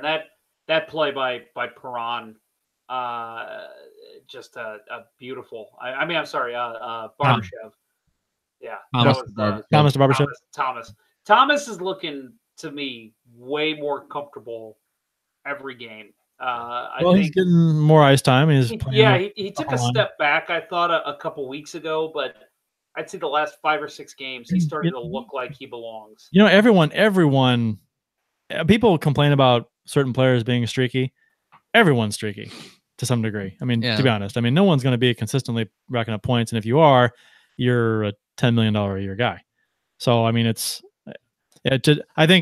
it's not really fair necessarily to say that Thomas, he's struggled the past few games. Well, who doesn't struggle for a few games every now and then? Right. And it seems like he does get some bad penalties called on him. That one holding call, that was bullshit. Oh my God. That was terrible. And he laughed it off, took it, and he came out of the box and set up that play. Yeah. Right. I think the official who called that, they said it was his 20th game. So he was a noob too. Yeah. A lot of young refs in the NHL. That's probably a good thing, I guess. Yeah. No, it is. It is. Except that Tim Peel's still there. It gets hit in the dick. Well, maybe now he's Tina Peel. 11 seconds after Barbashev scores, Perron scores to put the Blues up 2-1. And How about that? About that, because I don't expect the Blues to score that quickly.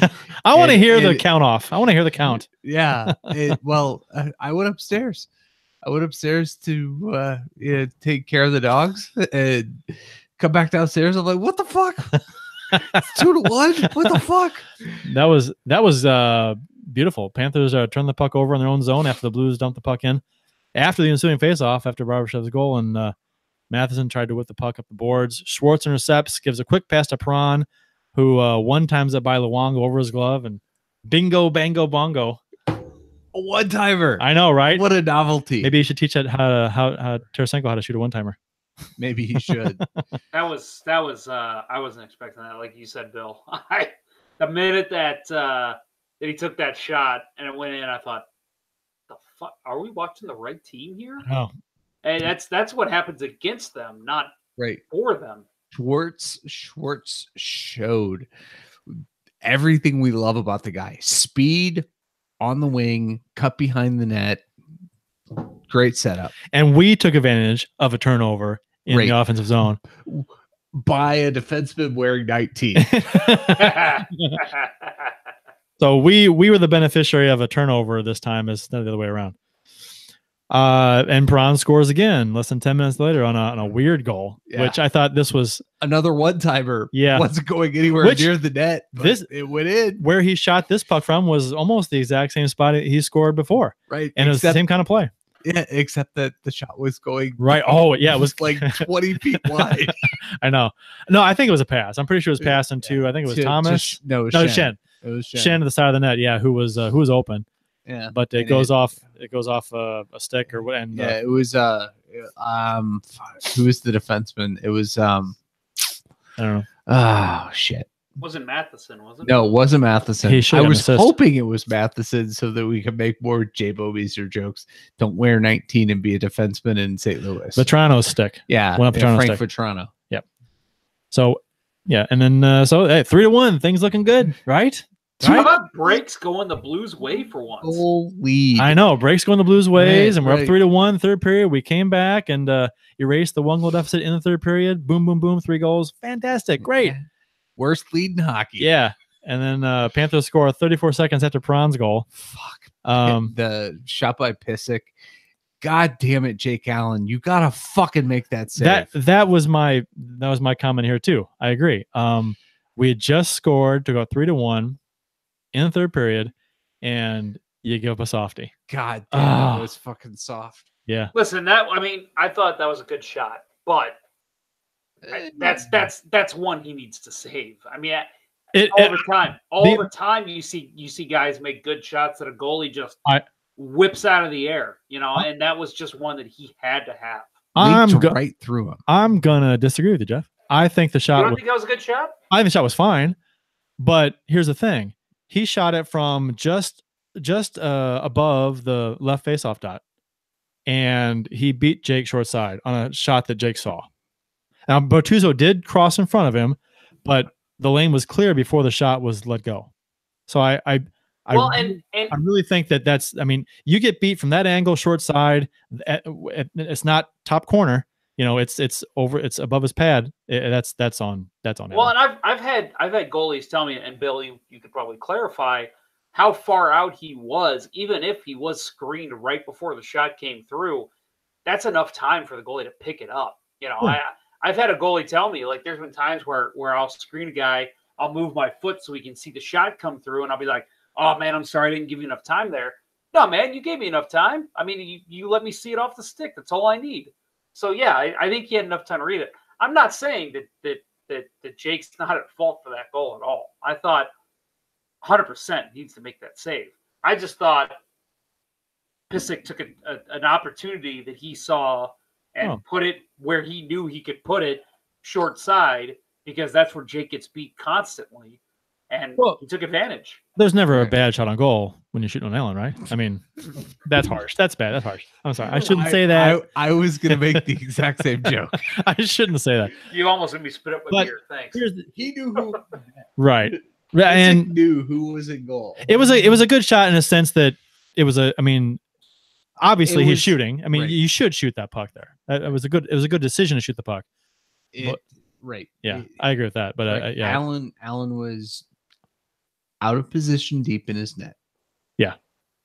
and got beat short side, not high Right. on a shot from that angle is not good. Right. When he had time to save it and see it. Okay, so Jake Allen's fault. Yeah. Okay. We all agree. Yeah. Next, and then Hoffman ties the game for Florida with 6:46 remaining. All Parayko's fault. Right? Turnover in our own zone. Parayko has the puck in the corner, moves up to Steen. Steen fails to clear the puck when he had plenty of time. Wait, that sounds a lot Very like similar. the first goal. Except this one, Steen had a lot more time, and there is no arguing this at all. Puck should have been out. Yeah. So, I mean, But how is Hoffman all alone in front of the net for that goal? 3 problems with the goal. The turnover. Parayko lost Hoffman in front. He did. He and Bouwmeester switched right before the goal as Bouwmeester was eyeing the puck carrier as the puck moved to the far corner. Parayko didn't stick with Hoffman as he cut to the middle between J-Bo and Parayko. And by the time Parayko recovered, it was too late. It was real fast bang bang play, but Parayko still missed his man there. That's, I mean, because Parayko was going nowhere. There was he kept skating towards the away from the goal for like a half second, and there was no one there. He wasn't going anywhere. He should have stopped when he in front of the net, and he didn't do it. When J-Bo pulled off to go to the puck carrier. Here's the problem. He thought, okay, Steen's getting this puck out, right? I mean, that was the thought. That was the thought of 15,000 people in the building.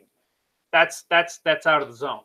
So I don't fault Parayko on that, but at the same time, you have to be prepared. You have to say, hey, in case he doesn't get this puck out, this guy who's been outstanding for Florida this whole season is streaking into the net. I need to be ready in case something happens.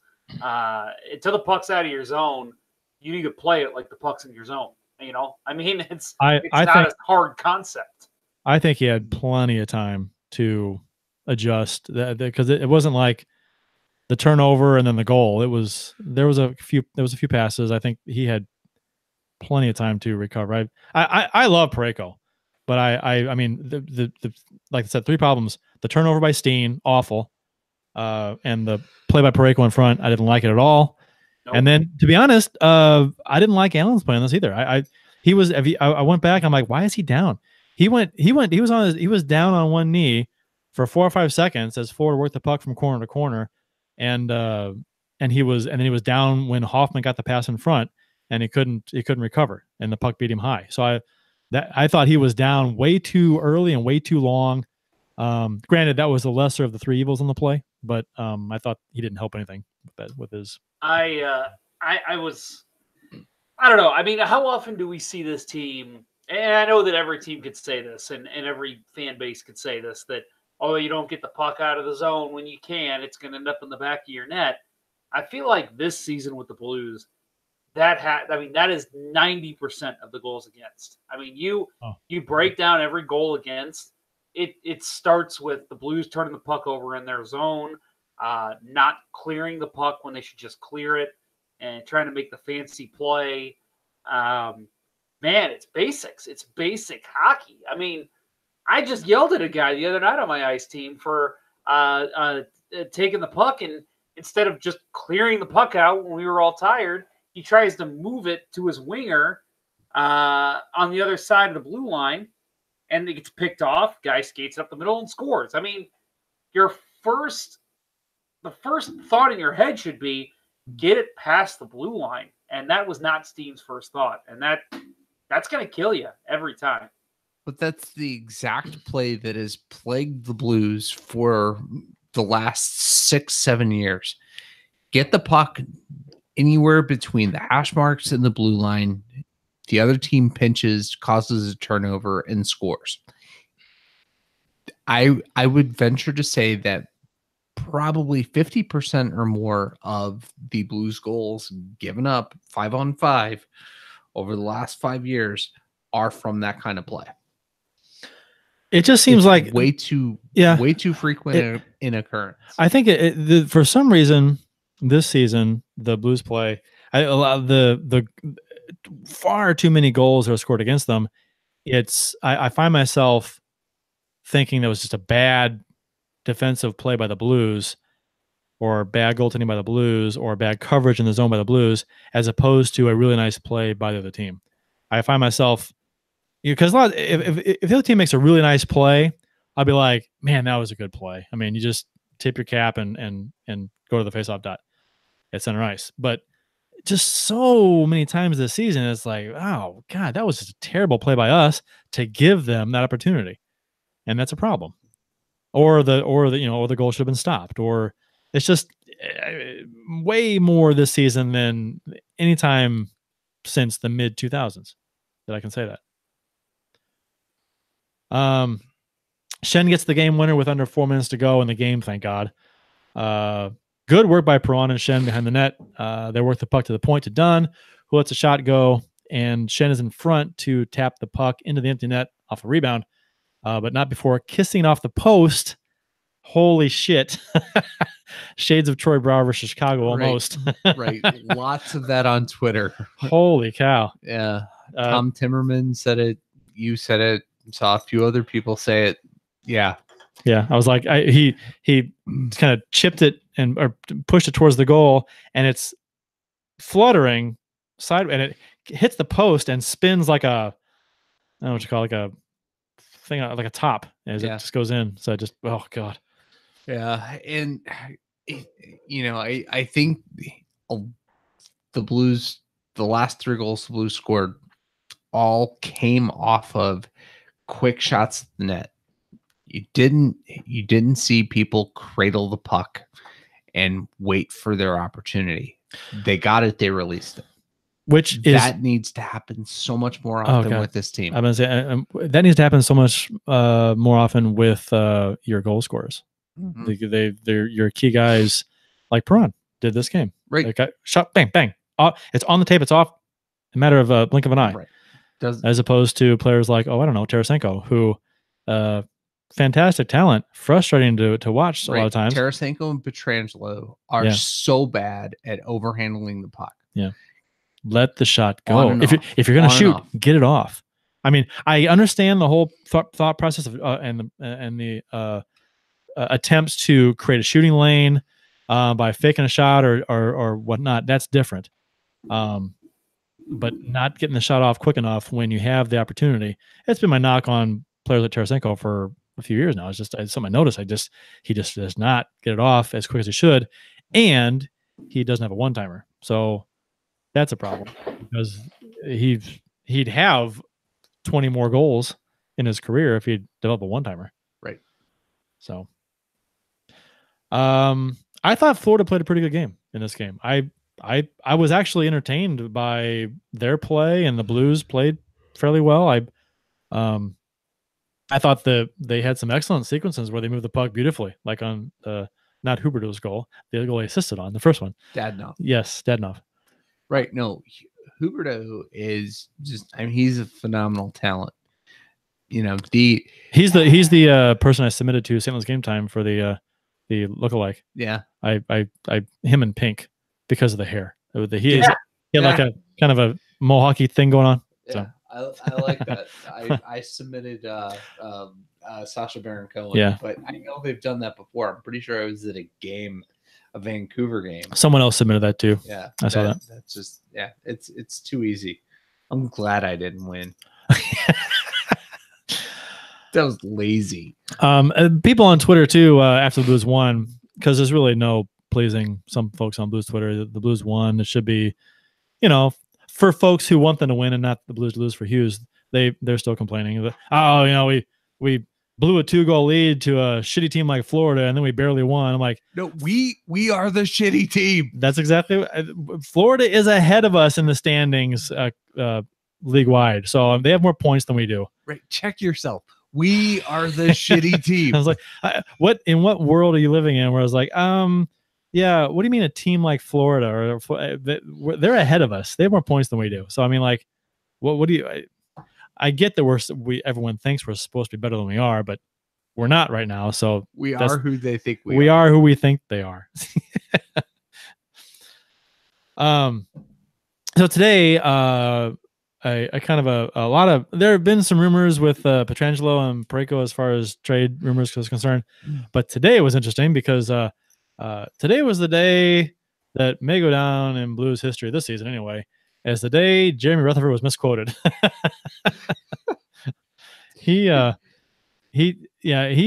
basically said, he did say, Armstrong is listening to anything. To my knowledge, the Blues have not called teams or informed teams that everyone is available, but some clubs are under the impression that Army would consider trading anyone, including Tarasenko. So I think a lot of people basically took Rutherford's tweet. I think he tweeted before this too about Armstrong listening to offers for anyone. Basically, I think the gist he gave, and people took that as Armstrong's putting everyone on the block. And I'm like, that's not what he said. Complete Hockey News, which I don't know if they're legit or not, but whatever. They're not. Yeah, I didn't think so. Yeah. The St. Louis Blues have, but TSN rolled with a picture of Tarasenko and a quote underneath saying everything is open, even Vladimir Tarasenko. You know, I heard Vladdy is available. GMs around the league have said that they're hearing the big names are all on the block. And then they credit that quote to Rutherford, which I think he did say right, but he didn't say that Armstrong said that. So, no, this was a shitstorm. I mean, that's the only word I can use to describe it. I mean, it blew up quick too. Yeah, Jeremy. All he said, friend of the show, Jeremy Rutherford, by the way. Yes. All he said was that basically. Armstrong's taking calls, which I think we've talked about this before. Any team is going to take calls at this point in the season for anyone.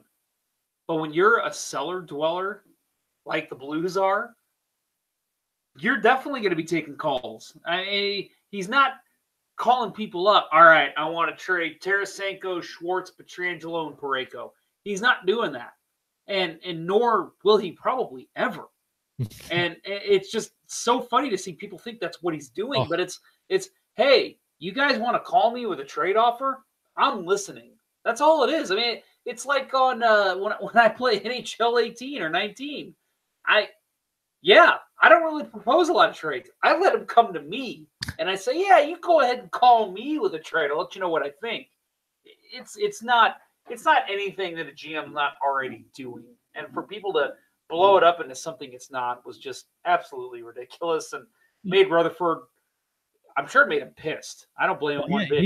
He had to come out with a thing and say, here's what was said, here's what was not said. And basically he's saying that, no, I did not say that.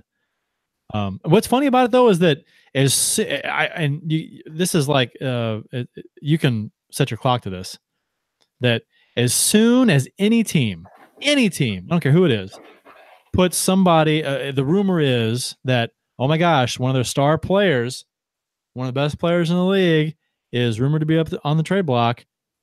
What city says, well, be a good fit here. We'll take him. We'll offer this. It's a done deal. Rumor is going to Toronto. Toronto media is like, oh, your best player's available. Yeah, we could see this happening. I think so we'll start a rumor now that Tarasenko to Toronto or Parayko to Toronto, Parayko potential to Toronto. That's the Toronto media always says. Oh, your star player's available? Oh, okay, come to Toronto. Every time, never fails, and it happened today. Oh yeah, I mean they've been running with Parayko. They've been running with Tarasenko. Years ago, I think there was rumors of Backes and Oshie. I mean, it's every player. It's funny because you'll always see like John Tavares, which obviously he ended up in Toronto, but there was rumors that he was going to get traded last year. So many people were tweeting, "Well, he's getting traded to Toronto. That's the only destination." I mean, it's every player that you hear about that could be available. Well, he's going to Toronto. It's obvious. Right. Yep. I mean, look at Tavares. He's going to Toronto. And then Rodney Metz had tweeted out, if the Blues trade Tarasenko, I'll never spend another dime on anything Blues related. I think it's an overreaction. I said that. I get that. It might be your favorite player and all, but what if they get better? I mean, they traded Brett Hull, I- and within 4 years were within a game or two of going to the Stanley Cup. they let Brett Hull walk. Eh, Let him walk. did they? Yeah. Whatever. Yeah, who cares? What's the difference? Let him go. They traded Chris Pronger. They No, traded. I was gonna say that's actually the one that I used to say that when I was a teenager. If they ever trade Chris Pronger, I will never follow this team again. And guess what? The day they traded him, I said, well, that sucks, but I'm still a fan of the team. Well, and they didn't get better. They got worse, but which was hard to do at the time. Yeah. If they trade Tarasenko and if they get better, then what's the problem? I mean, to me, anybody is available if you can get better by trading them. I don't understand the philosophy behind getting so attached to a player that you want to keep him even at the expense of the team not, being worse by having him on the team, as opposed to trading him getting better. That makes no sense to me. Yeah, I mean, we've talked about this before that if we were GMs, we would be taking calls all the time. Like we would never have to announce. Yeah, we're anyone who wants to call me about potential trade. I'm looking to make some moves. The day I get the job, I'd email the other 30 GMs and I'd say, hey, everyone's available all the time. What do you got? Right, I know. Why not? Just see what's out there, what you can get, and how you can better your team. Maybe that does happen too. Maybe it happens where GM's always floating offers occasionally at teams saying, "Oh, I'll give you so and so for so and so." Why not? I don't know. I mean, I like to think of it as like a fantasy, Yahoo fantasy message board. Like, hey, looking to unload Tarasenko. All right, I'll send you Krug, a first in next year's draft, and I don't know, Tuukka Rask. I don't think that's at all what it is. But whenever I think about people saying, how could he be throwing this guy out there? What do you think he's writing on a message board? There's like a GM message board of, hey guys, it's me, your friend Dougie, looking to unload a couple guys. Here's the guys on the list. Check mark, check mark, check mark. Parayko, Pietrangelo, Tarasenko. I mean, that's not at all how it is. It's, hey, you want to call me and talk to me and tell me what you're offering up for any of my players, I'm gonna listen, which I don't blame him one bit for doing. You're wrong, Jeff. It's Reddit r/NHL GM trade. That would be amazing. I love Reddit. So Bob Cole, the voice of Hockey Night in Canada, It's coming up on the end. Yeah. And April 6th. If you have not seen this beauty, if you've not witnessed a Bob Cole called game, do yourself a favor right now and Google Bob Cole, everything is happening. One of the most amazing calls I've ever witnessed watching a live game. 50 years, Hockey Night in Canada, Montreal, Toronto, April 6th, the final night of the season. He's calling his last game. Tune in to watch it. Yep. This is Bob Cole is in the same league as Dan Kelly. When you said you wanted to talk about that, I pulled up a bunch of his calls on YouTube. There's 10 greatest calls by Bob Cole. And I'm just sitting there watching. I'm like, it just sounds I didn't grow up with Hockey Night in Canada. I'm in the US and I didn't get it. We're stateside. We didn't get that. But you see clips and with the advent of watching every NHL game, you got to hear some of it. So that's cool. I appreciate I love the call, especially playoff games, big moments, you get on YouTube. It's fantastic. It's great stuff. Yeah, he was the first one to use "Oh Baby." Was he? He was. Ken Wilson's a thief. Ken Wilson knew where to draw from. He does it very well, and he doesn't overdo it. like Ken Wilson. Well, Kim Wilson had a line of clothing too, said "Oh Baby" on it. So Right. God you know- bless Ken Wilson. He was a gem. for a long while. The first exposure he got in the St. Louis market was the Monday Night Miracle. Yep. It was beautiful, but at the end of his career, it was nothing but forced "Oh Babies." The Blues And it pull it was off, and it's unbelievable. Oh baby. But Bob Cole, his "Oh Baby" was effortless and beautiful. And You God, know what's funny is there's a game for the this is gonna bring some people back for the Sega Dreamcast. Oh, For those that had that, which was an excellent system, just came out at the wrong time. Came out at the same time as the PS1, and it was just got destroyed. But anyway, that's for my gaming podcast. We'll talk about that later. They had a game called NHL 2K. It was obviously when right around the year 2000, and Bob Cole was the announcer in that game. And I remember that was the first time. I mean, I had heard him before, but I remember thinking, "Who is this guy? He is fantastic. Who is this guy?" So I went on. What was it? Postnet? Was that what it was called? oh yeah. yeah. The old Postnet, and I said, "Hey, announcer NHL 2K Dreamcast. Who is that?" And right away, like people responded, and we're like, "Oh, it's Bob Cole. He's one of the best announcers in the NHL." And Wait, it's Postnet. So it's Bob Cole, you dumbass. Yeah.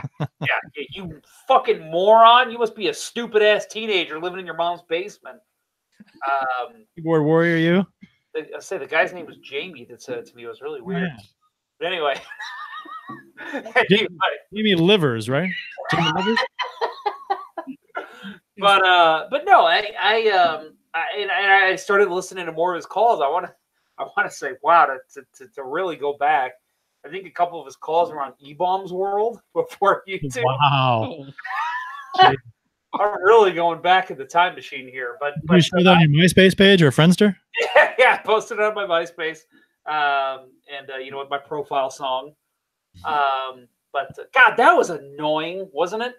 MySpace profile songs. A lot of things were annoying about Oh, MySpace. The backgrounds, and you couldn't read shit because Dude, people. I would like go to it'd be like 2:00 in the morning, and I'd be like on my computer, and I wouldn't realize that I had the volume up. Fucking click on someone's page, and music would blare, videos would blare. Oh, what the fuck? That was the worst. Anyway, that's a radio rant for you. But no, Bob Cole is fantastic. I mean, somebody who always wanted to get into broadcasting and announcing. He was one I looked up to. Obviously, Ken Wilson was a big one for me at home here in St. Louis. But yeah, he's fantastic. So yeah, I agree. If you have NHL Center Ice or the NHL TV app, watch his last game. That's going to be really fun to see.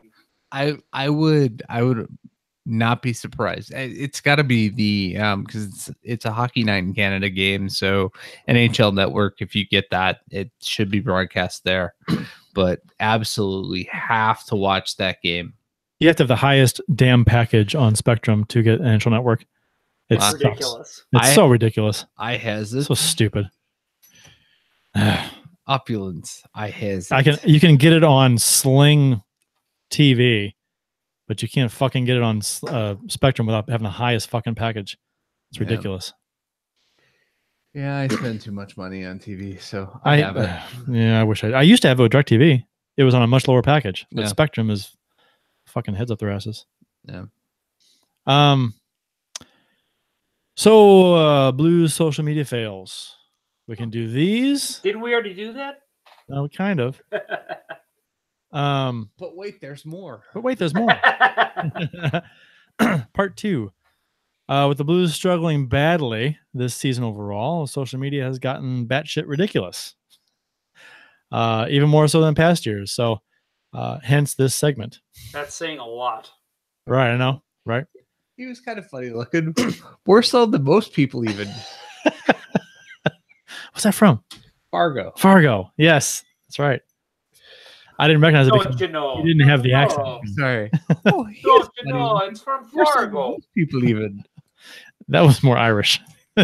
No, It's like a leprechaun. no. I've either had too much to drink or not enough. All right. Don't you know? Don't you know? Don't you Oh, know? oh yeah. Oh yeah. Yeah. Yeah. Yeah. Yeah. Oh, you betcha. You betcha. You betcha. You're darn tootin'. You- I love that movie and show. So good. I've never seen the show. The show's good, huh? I enjoyed the. I'll loan it to you. Please do. All 3 seasons are actually good. Like the 3rd season is hard to get through, but once you get through I it, haven't watched it all yet. I gotta get through it. once you get through it, it's like holy Okay, good. shit, Good. that is brilliant. Good. I'll pick it up again because I was about 4 or 5 episodes Is it- in. I'm like, "Ugh." You get Is it based off the movie or is it just Yeah. like Yeah. it's The first based- one- It's based off the Coen Brothers universe. So okay? so yeah, there will be random Lebowski quotes that show up. Oh yeah. Amazing. Oh, yeah. I love it. Yeah, it's good. I loved the first season. Second season was fantastic. 3rd season. Third season I haven't gotten through yet. It- I kind of abandoned it, but I should go back to it. Yes, the last episode was the payoff for Okay, me. Like, I alright. struggled. Okay. I struggled through a lot of that season, but it's worth it at the end. Okay. When you say payoff, do you mean sexually or He means money shot. nice? Pay off money, So, not going to say this person's name because they unfortunately already get a ton of attention on Twitter. And they tweet a lot. I mean, a lot. So this person says, if you think these games are on Allen in the slightest, watch a game, open your eyes, learn how hockey works. Blows my mind how this shit spews from people's mouths. After what game was that? That was, I don't know. That was after, It I was think December 5th. December 5th. So it was Yeah. a week ago tonight. Yeah. Game was that? My Uh, memory is I got the awful. calendar. I got it right here. December 5th. Oilers. Yeah. Edmonton. Oilers game. Yep. Edmonton, Okay. 3-2 versus- So anyway, and this got 79 likes. So, and it's funny because the tweet came from a person who technically doesn't really know how hockey works anyway. They've proved this over time. So also hilariously proved this the very next day by commenting on the Blues optional skate after the Vancouver loss, which goes as follows. These losses don't even, because the Blues had an optional skate after the Vancouver loss. So no, that was after the when was that? That was Monday. December 5th, December 6th. That was Thursday. So So they had- they the lost. Winnipeg Triumph in They- there. No, this was on the 6th. So Winnipeg was on Friday. right. This, and that was on the Okay, 7th. Okay, I see. So this one was, there was an optional skate after the loss to Edmonton. Okay. Yeah. So, and then, so this person tweets out, these losses don't even surprise me anymore, considering the skates are still optional.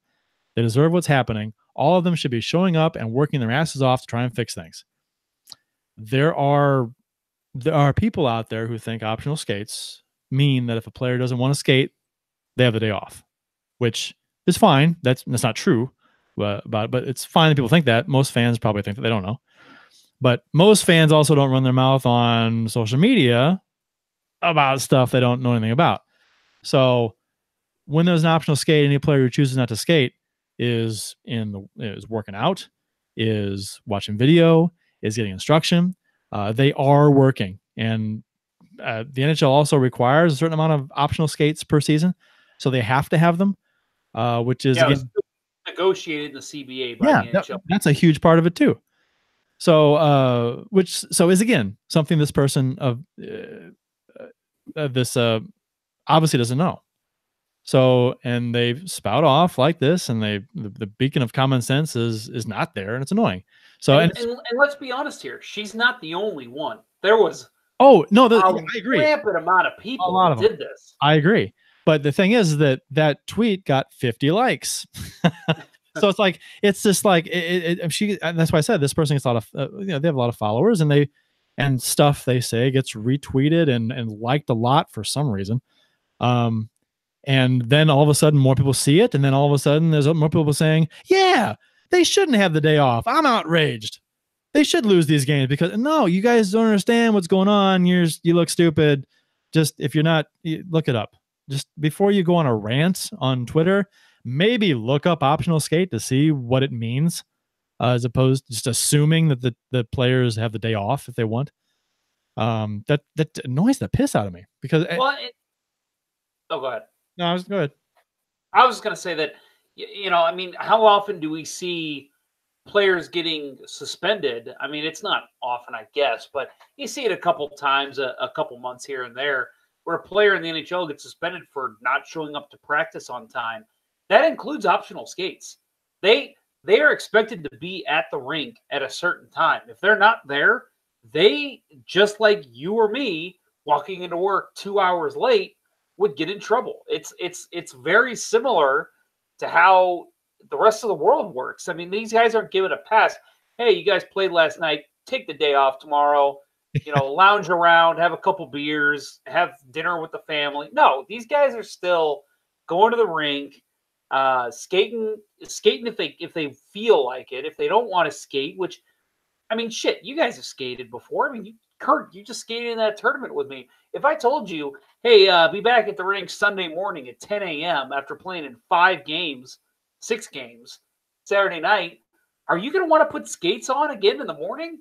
Kurt tried once. I did that. It's just it's not that these guys are expected, to get back on the rink and skate even after a horrific loss and run Herbies. It's, hey, you know what? You lost. We're going to have a meeting about it. We're going to have a team meeting. We're going to talk about it. Ride the bike, get on the treadmill, lift some weights. They still put the work in. Let's go over. Just because they're not on the rink doesn't mean that they're not putting the work in the next day. Yeah, and to me, that's just surface stuff from fans who just don't know, and it's fine. I would 90% of fans probably think that about the Blues, about optional skates. It makes sense to assume that. Because they think, oh, well, practice is on ice only, and today is optional skate. So, and there's only 5 players skating, so the rest of the team has the day off. I get that mindset to think that. However, if you're gonna go on Twitter and rant about it and complain and bitch and follow up a tweet you made the day before about others not knowing hockey, and then tweeting out again proving you don't know hockey, it's just do some research first before you go off and you embarrass yourself. You want to get real and say, okay, you want to do some real research. Optional skate days. Drive by the rink. See how many players' cards are still in the players' parking lot. Every single one of them. Every spot will be taken because these guys are still putting the work in. So, yeah, I'm with you, Kurt. And you said it, and I agree. I think, honestly, I mean, I'm just throwing a number out there. 75, 80% of hockey fans who don't play probably think that, and that's fine. If they want to say, hey, optional skate, that means they're not showing up to the rink. That's fine. But like you said, when you go on social media and you start ripping the players for not showing up to optional skates, you need to understand what an optional skate means. It doesn't mean that they're not showing up to the rink. They're not putting the work in. They're not meeting with their teammates. They're not talking with the coaches. They're still doing all that. This is still a job to them. It's not 40 hours a week. It's not 9 to 5, but it's still a job, and they're still putting the work in. So just because we're not on the ice doesn't mean that they're not putting their all into whatever's happening with the team. I just thought it was funny because the day before it was tweeted out by this person that yelling at people for not knowing hockey. And then this was tweeted by them to prove that they actually don't know hockey. So after the Bertuzzo-Sanford fight, Trade Blocked said that hockey is the only sport where people pretend fighting is a good thing. If teammates fought in baseball, football, or basketball, everyone would rightly call it out as a problem. But hockey is still stuck in the past. Fighting is at an all-time low for a reason, and it shouldn't be in the sport at all because it has nothing to do with hockey. This guy's a hockey fan. I assume it's a guy. Could be a girl. I don't know. And I'm pretty sure this guy has tweeted into the show before as well.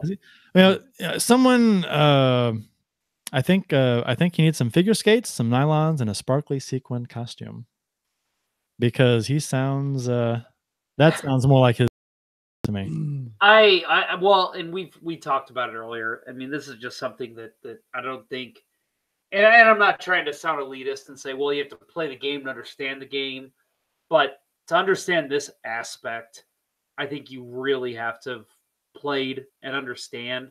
I mean, and to say that they pretend fighting is a good thing, I've seen video of NFL players get into it after a scrimmage.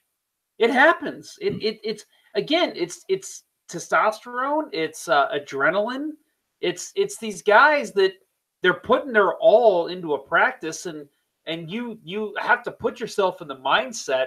This is a game. How would I treat this if this were a game? And somebody pisses you off, or somebody's battling you to the end, you're going to do something you may not realize you're doing because you see red and you just want to beat the shit out of the guy who's giving you trouble. And again, I think maybe just not playing the game, that's part of the reason people don't think that. But once you strap on the skates, you get it. You really get it. Right. And the frustration this team's got to feel for being so fucking bad. Yeah. For when expectations were really good. Right. This guy also said that tweeted, follow us up, more tweets. Bertuzzo throwing punches at Sanford when he clearly has no intention of fighting is not a good look.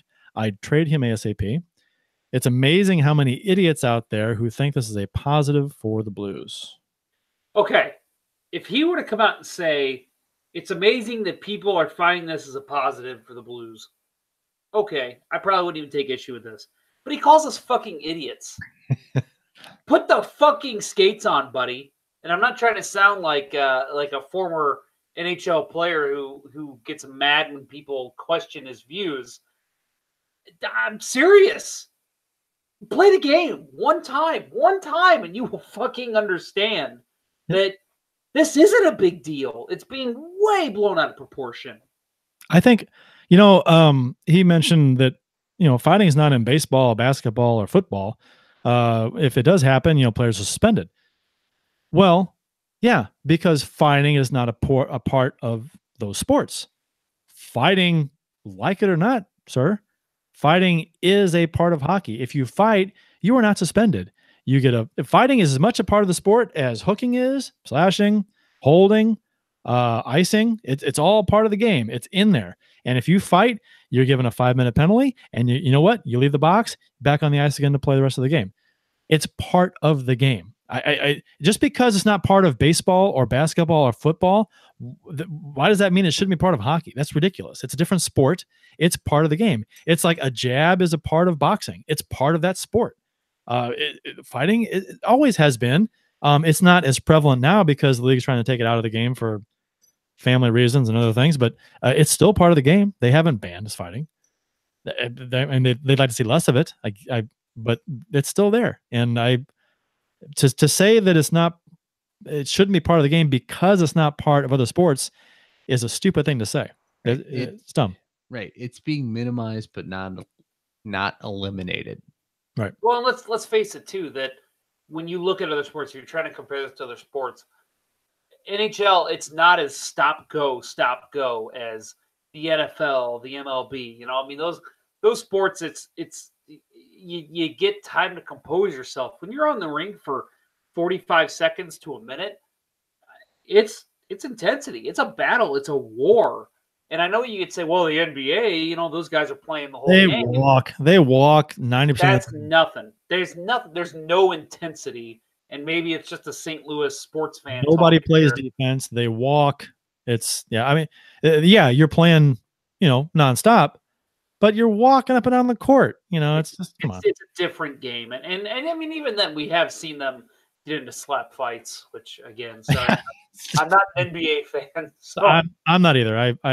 I was back in the Jordan days. I kind of enjoyed the rivalries between the Knicks and the Bulls and stuff.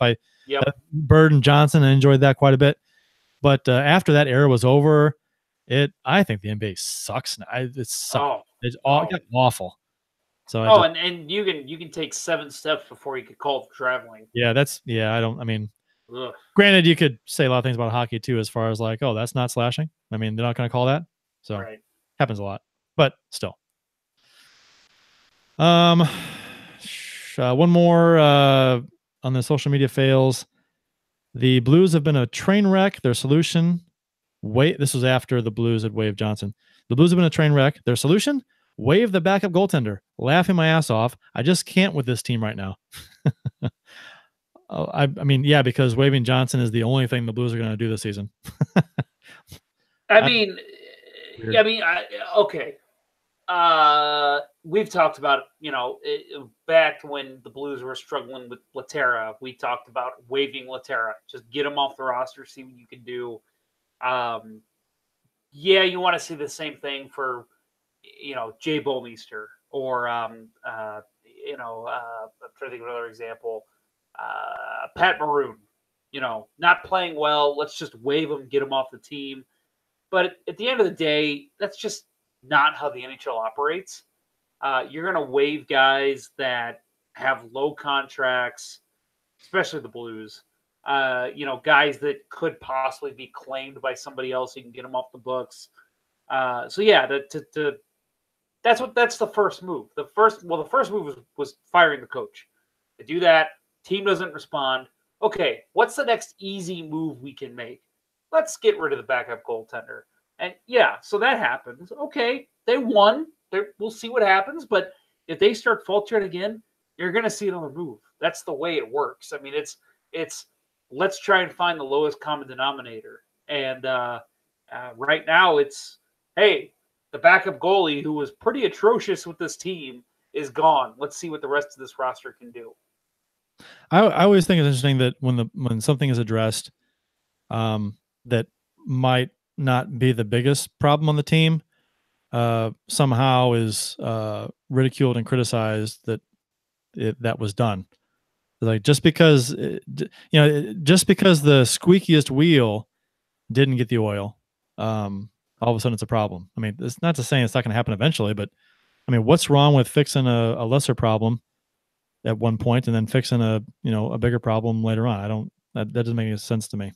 And it's not like the worst problem first. I mean, why? Well, and it's not like the Blues can just be like, okay, our biggest problem is, just for social media's sake, Alexander Steen. Okay, let's trade him. That's not how it works. They're not just going to be able to say, okay, we're going to trade Alexander Steen. He's gone. No trade clause. He's making a lot of money.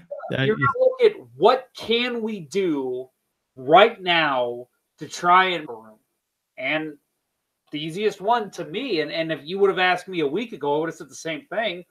Well, you just place your backup goalie on waivers and see if somebody takes him. And that's exactly what they did. And they freed up $1 million in salary. So that may help with another move later on to fit someone under the cap. Or it could be that at this point your owner has told you, you fucked up. Save me as much money as you can. Hey, somebody said that Ryan Miller got injured the other night. Why don't you put Chad on waivers and see if he doesn't get claimed? Right. And then trade prospects and draft picks for Ryan Miller. There's a different order to that. Hashtag 5%. 632 blue, whatever it is. 622 blues. Yeah. 622 blue. So we should probably wrap it up here. Yeah, we've been going a while. Yeah, we didn't talk a whole lot about trades, but just more along what Rutherford was misquoted and talked a little bit about that. But yeah. I mean, I think everyone pretty much should be available, more or less. I mean, like I said before, if you can make a trade that makes your team better now and in the future, why wouldn't you make it? So even if it was 5% better. Even if it was 5% better. So we got asked a question earlier, and now I'm having trouble finding it.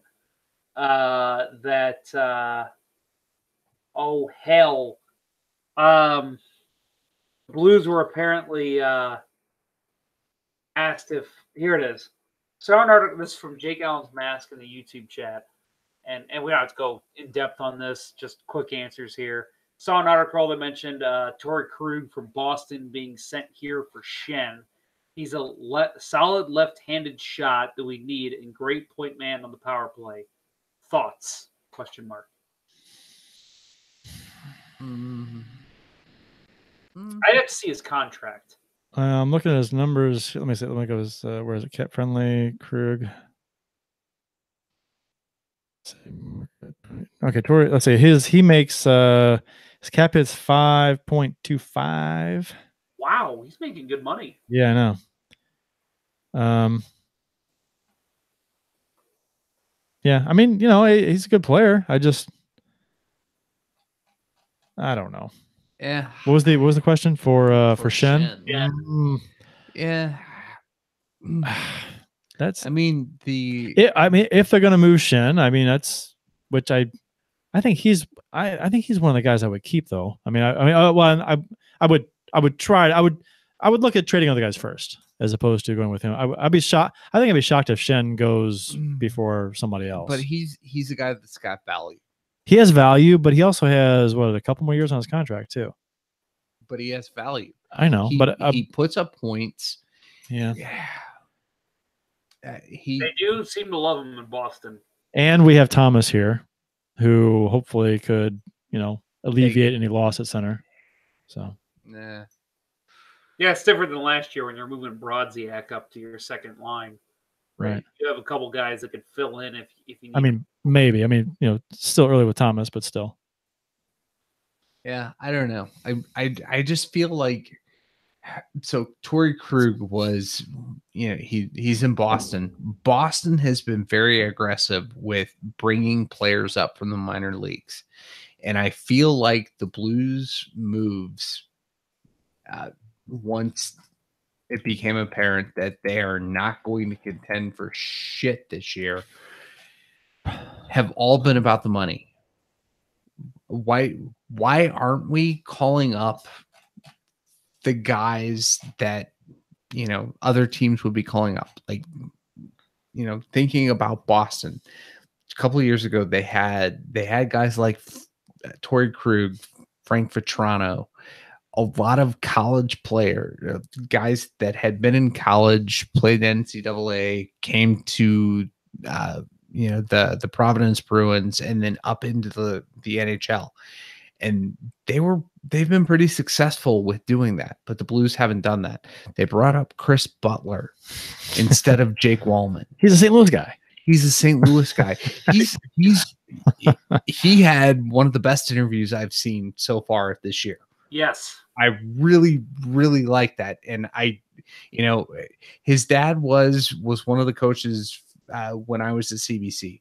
So he was raised by a coach. He thinks like a coach. He's going to be a good coach at some point. It was a great interview. However, you look at the Blues roster, go to Cap Friendly and look at it. Jake Wallman, if the Blues were to call him up, would make $925,000 at the NHL level. Chris Butler makes $650. At this point, I think it's all about dollars and cents. Jordan Nolan, getting called up, he makes league minimum $650. Krug makes about what Shen does, $100,000 less. Yeah, or more. More. It's expensive. It would be you're trying to that the Blues need a left-handed shot. I think that could ultimately be a decent move, provided the Blues are going to be somewhere better next year. But can you be somewhere better next year, taking out the points that Shen's going to produce up front? And how many big moves is Armstrong going to make without a permanent head coach at the helm? Right. I mean, that's a thing too. What if you are eyeing a guy like Quenneville? Don't you think he'd want to say in these moves? I mean, or input on players he may want? I think if I were Quenneville, I'd say, whoa. I'd like to say, Keith. I'd like Bring me Jonathan Toews. Oh God. Yeah, it might put Mike Keenan, bring his old players over. Yeah. That's the scenario where somehow we decide that Quindle can be GM2. Right, which is not. Doesn't make sense. People are always calling for The- Armstrong's the job. Keenan- It's just not going to the happen. Keenan experiment should never be repeated in this town. You should never repeat it anywhere. No, I think that's a bad call. I mean, I don't know about the other sports. I won't speak to that, but NHL, I just don't think that's a safe bet. no, a head coach having input and For sure. meetings and about which players to. Yeah, I get that. That makes complete sense. And actually, I don't think Yo had a damn say in much of player movement. Like if guys got sent down or called up or trade, I don't think he had much to say at all. Well, we talked about how we thought that, his days were numbered pretty much all year this season and maybe even end of last year. That Doug Armstrong probably thought, yeah, I'm not even gonna get his input because I'm probably gonna fire him soon. Which I don't know. That's complete hearsay, but in my opinion, that makes me think, well, why the hell didn't you do it sooner? Yeah, no, we were saying that for weeks, months after last season. I was like, we're done. It's just whatever. Shouldn't have been back to again to where we got this beating year. a dead horse, but I don't think he should have been the coach here from the get-go. So no, not at all. Bad hire. Yep. I'm proud to say I said that at the time. I think we all did, actually. Yeah. I just didn't like it. Didn't understand it. Okay. Let's we're gonna wrap this up here. Are we done? We're done. Thanks a lot, Jeff. We did get asked another trade proposal. Jake Allen's mask. Regardless of numbers, would you trade Pietrangelo and a guy like Sanford for Shattenkirk and Jimmy Vesey? No. Fuck no. No. Especially Shattenkirk's IR for quite a while. Separated for out 4 weeks at least. Yeah, quick answer, no. I like Pietrangelo better than both those players, and a lot of times I look at who's the best player in the trade, and to me that's Pietrangelo. I'm not against, like, I'd trade Pietrangelo in a second if I thought we were a better team for it. So I'm not against trading him, even though he has a no trade clause. Keep that in mind. Well, and we've talked about it too. We like Sanford's game too. Yeah, I mean, maybe VC is more of a point producer, but I think Sanford can add a lot to a team, and yeah, that's just, there's not enough upside for the Blues to make that trade. Even though, and I think salary wise, we'd be in the hole there. I think probably. Yeah, I'm almost definite. That will do it for this week's episode of Let's Go Blues Radio. Our next episode, maybe next Wednesday, the 19th, maybe ish. We'll talk about it. That's and I'll go ahead and throw out there too that we have some pretty good guests that are wanting to come on the show as well. So, do we want to name names, Kurt? Go ahead. Name some names that may be on the upcoming interviews. Yeah. Well, we've got possibility of Cam Jansen, which we've been talking since the summer about him coming on. He apparently thinks we do a great job. So thank you, Cam. Friend of the show, Cam Jansen. He's watching our show, right? Exactly. Okay. Just checking, just verifying. Yeah, and it is 83,000 listens in the past 30 days. So I mean, Well, I think 81 of those is the Jansen family. And then also one that I know Kurt and I think Bill as well are big fans of on social media. Post some pretty hilarious NHL videos. Jillian Fisher, for those that know who she is, she's a great follow on Instagram, Facebook, and Twitter. Posts some really funny NHL videos.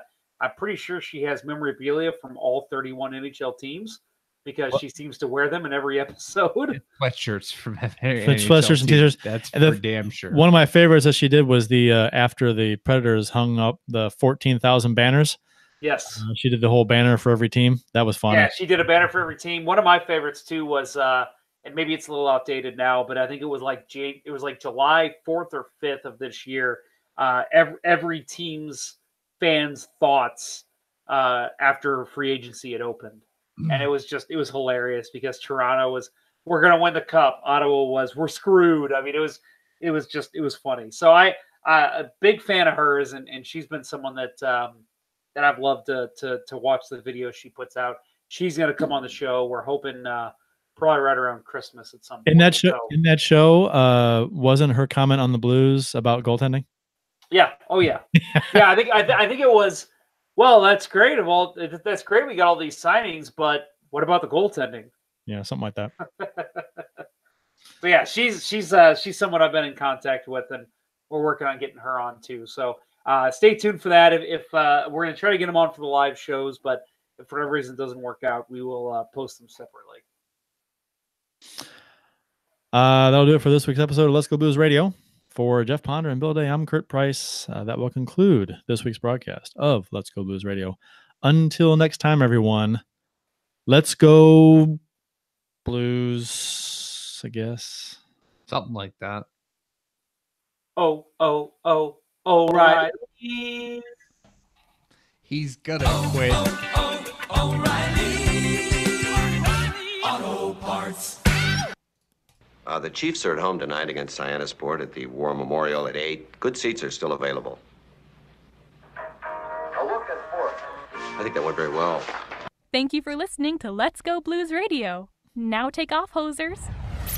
Well, there's 90 minutes of your life you'll never get back. Sorry. St. Louis Blues, St. Louis Blues. Have you heard the news about our St. Louis Blues? They've only just begun, they're on their way to number one. Now there's no more blues for our St.